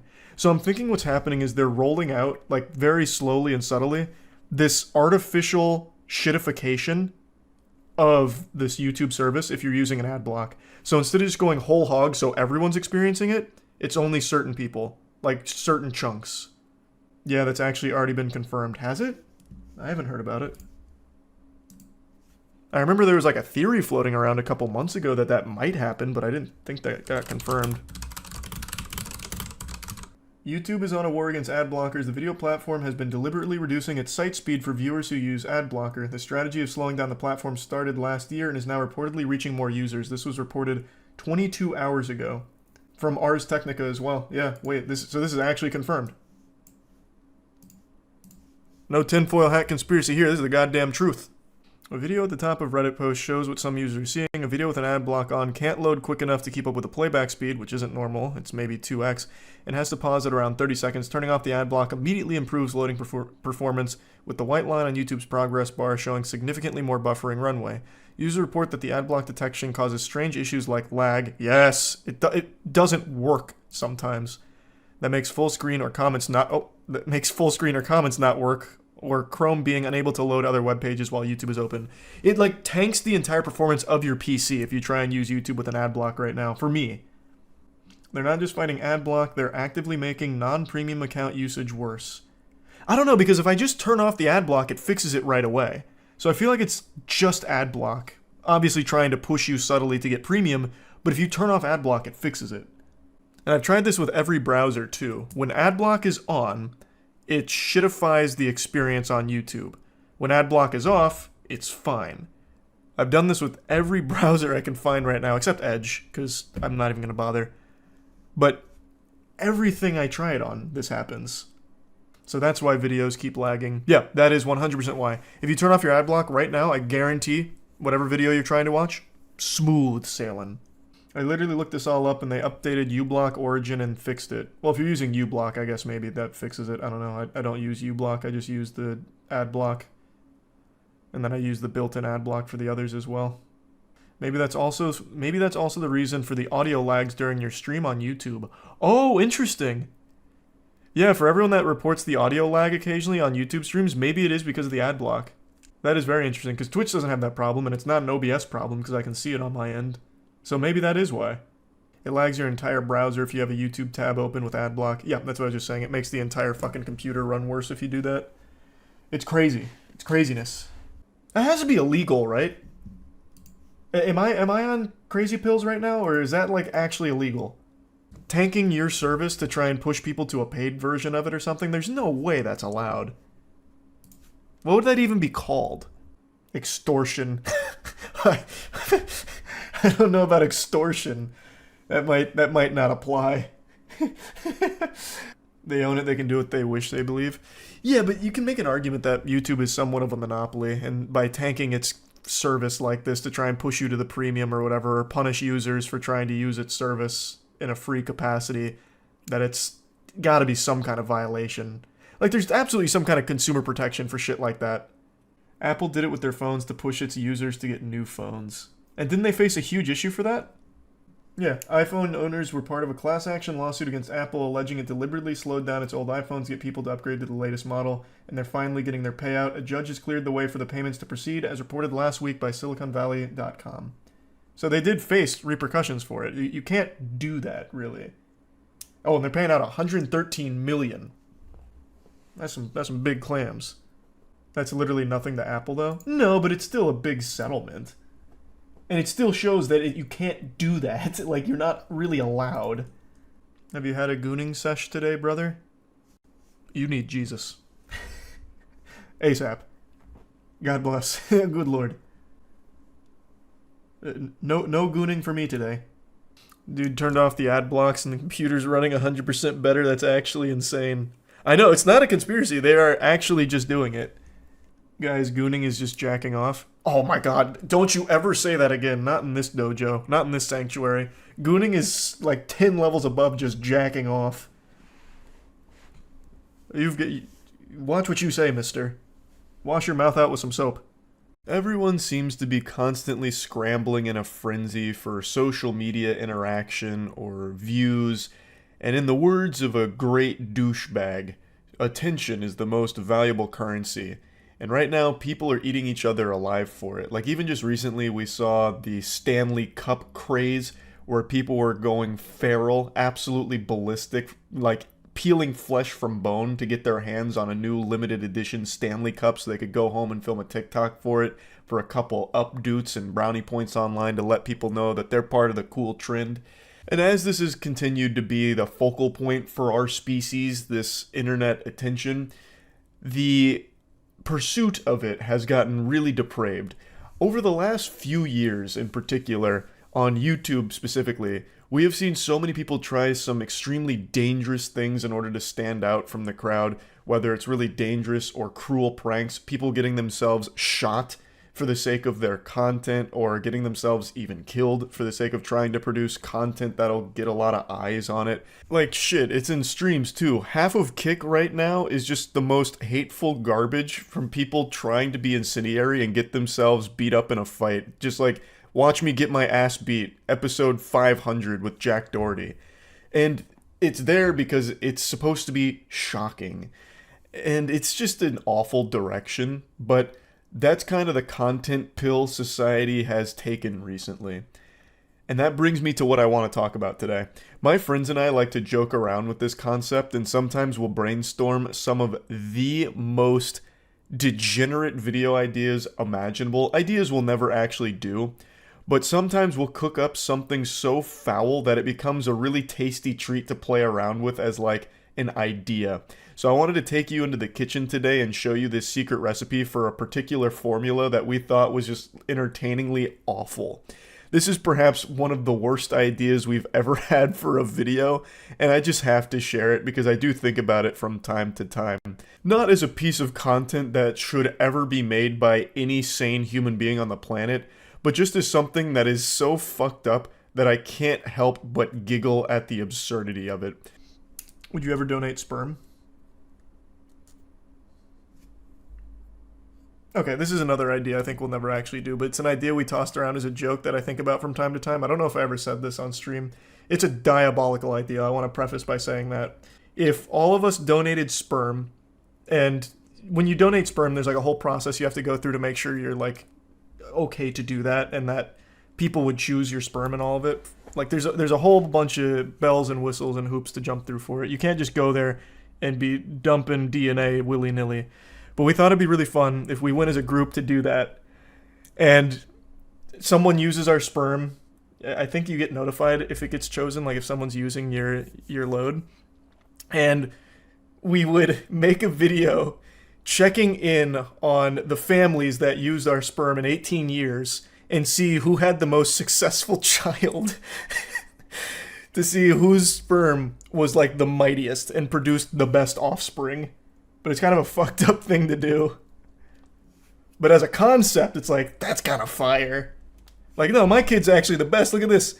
You know, he just graduated high school, straight A's, and he's got a scholarship to USC. It's like, damn, no, my kid's got a crippling heroin addiction. Shit, I'm out of the race. Darn. Like, conceptually, it's a banger. But morally, well, there's a lot of gray area to work with there. Maybe an 18-year-long content investment. And then you meet your child and you have to break the news to him like, look, bud, you were just content. I conceived you on this upload date for this purpose. Thank you for winning me the competition. The 23andMe would go crazy, though. Hey, that whole thing would go crazy. The winning child gets the ad revenue. Yeah. But just think about, you can make a whole slew of videos out of that. You can make like, you know how people do those time lapses of I took a picture of myself every day for 6 years or whatever? We do a time lapse of like our children from a distance. The parents can keep us updated on their activity. And we have like after 18 years, this beautiful montage of our child growing up. And then we get to see who wins in the end. That's like a whole season's worth of activity. Yours would definitely win. I don't think so. I think if the whole crew gave their semen, and let's say we actually pulled the trigger on this downright evil idea, I think I would probably not win. My genes aren't great. I'm 5'6". I had terrible mentality growing up. Acne out the wazoo. Like, I think my kid would probably not be super happy. I think of our group, Chase would win. Chase he is a specimen. Chase is like one of the most gifted athletes without ever trying. Anything he does that even remotely resembles athleticism, he crushes. And he is naturally good at everything he does. Literally everything Chase does, he is incredible at. I think Chase would produce a superstar. Yeah, but you're smart. Chase is so much smarter than me. Chase blows me out of the water. Like, out of our group, I'm probably the fucking dumbest too, so I don't have anything working in my favor. I would lose this competition right away. Bro, I'd give birth to like another fucking Jack Doherty. They'd be miserable. I'd be ashamed. Meanwhile, Chase is gonna have like an actual hero, a champion. There's actually a documentary that ran for 50 years and was pretty much this concept. They followed a group of children from elementary school until they were elderly and would check in every 7 years or so. You slowly saw them devolve into druggies over time. Well, that made me really sad. It was like really wholesome until the last sentence. Well, hopefully hopefully our idea wouldn't go like that. Not that we're ever doing it. But that would be a very sad ending. If your kid's a speedrunner, do you automatically win? No, absolutely not. It was illegal and Dateline covered it. The study that he was referencing, whatever that was. Yeah, I'd never even heard of that. What do you consider an early loss? If we did this? Well, I don't think you'd have an early loss unless the kid dies. Like, I don't think there's a disqualification. Or I guess if they get thrown in jail. Those would be like the only two things that would be an early disqualification, I think. Man, that'd be fucking tragic, though. Imagine we're doing our, like, I don't know, quarterly check-in on our child. And we learn that they've either been jailed for some heinous crime or dead. That'd be the worst fucking update to that video. Like, damn, guys, I lost. My kid shed the mortal coil. How are your kids doing? It'd be fucking terrible. In Germany, there was a real pilot for a TV show about a sperm race where 12 contestants donate their jizz and see which is the quickest one to reach an egg. The winner would receive a Porsche. That's too deep into the content pill. You know, it is actually an evil idea, but it's one I think about from time to time. It's like the craziest idea that I think we've ever just joked around about. Make your kids play League all day, leveling accounts, and whenever they get an account to level 30, they get their meal.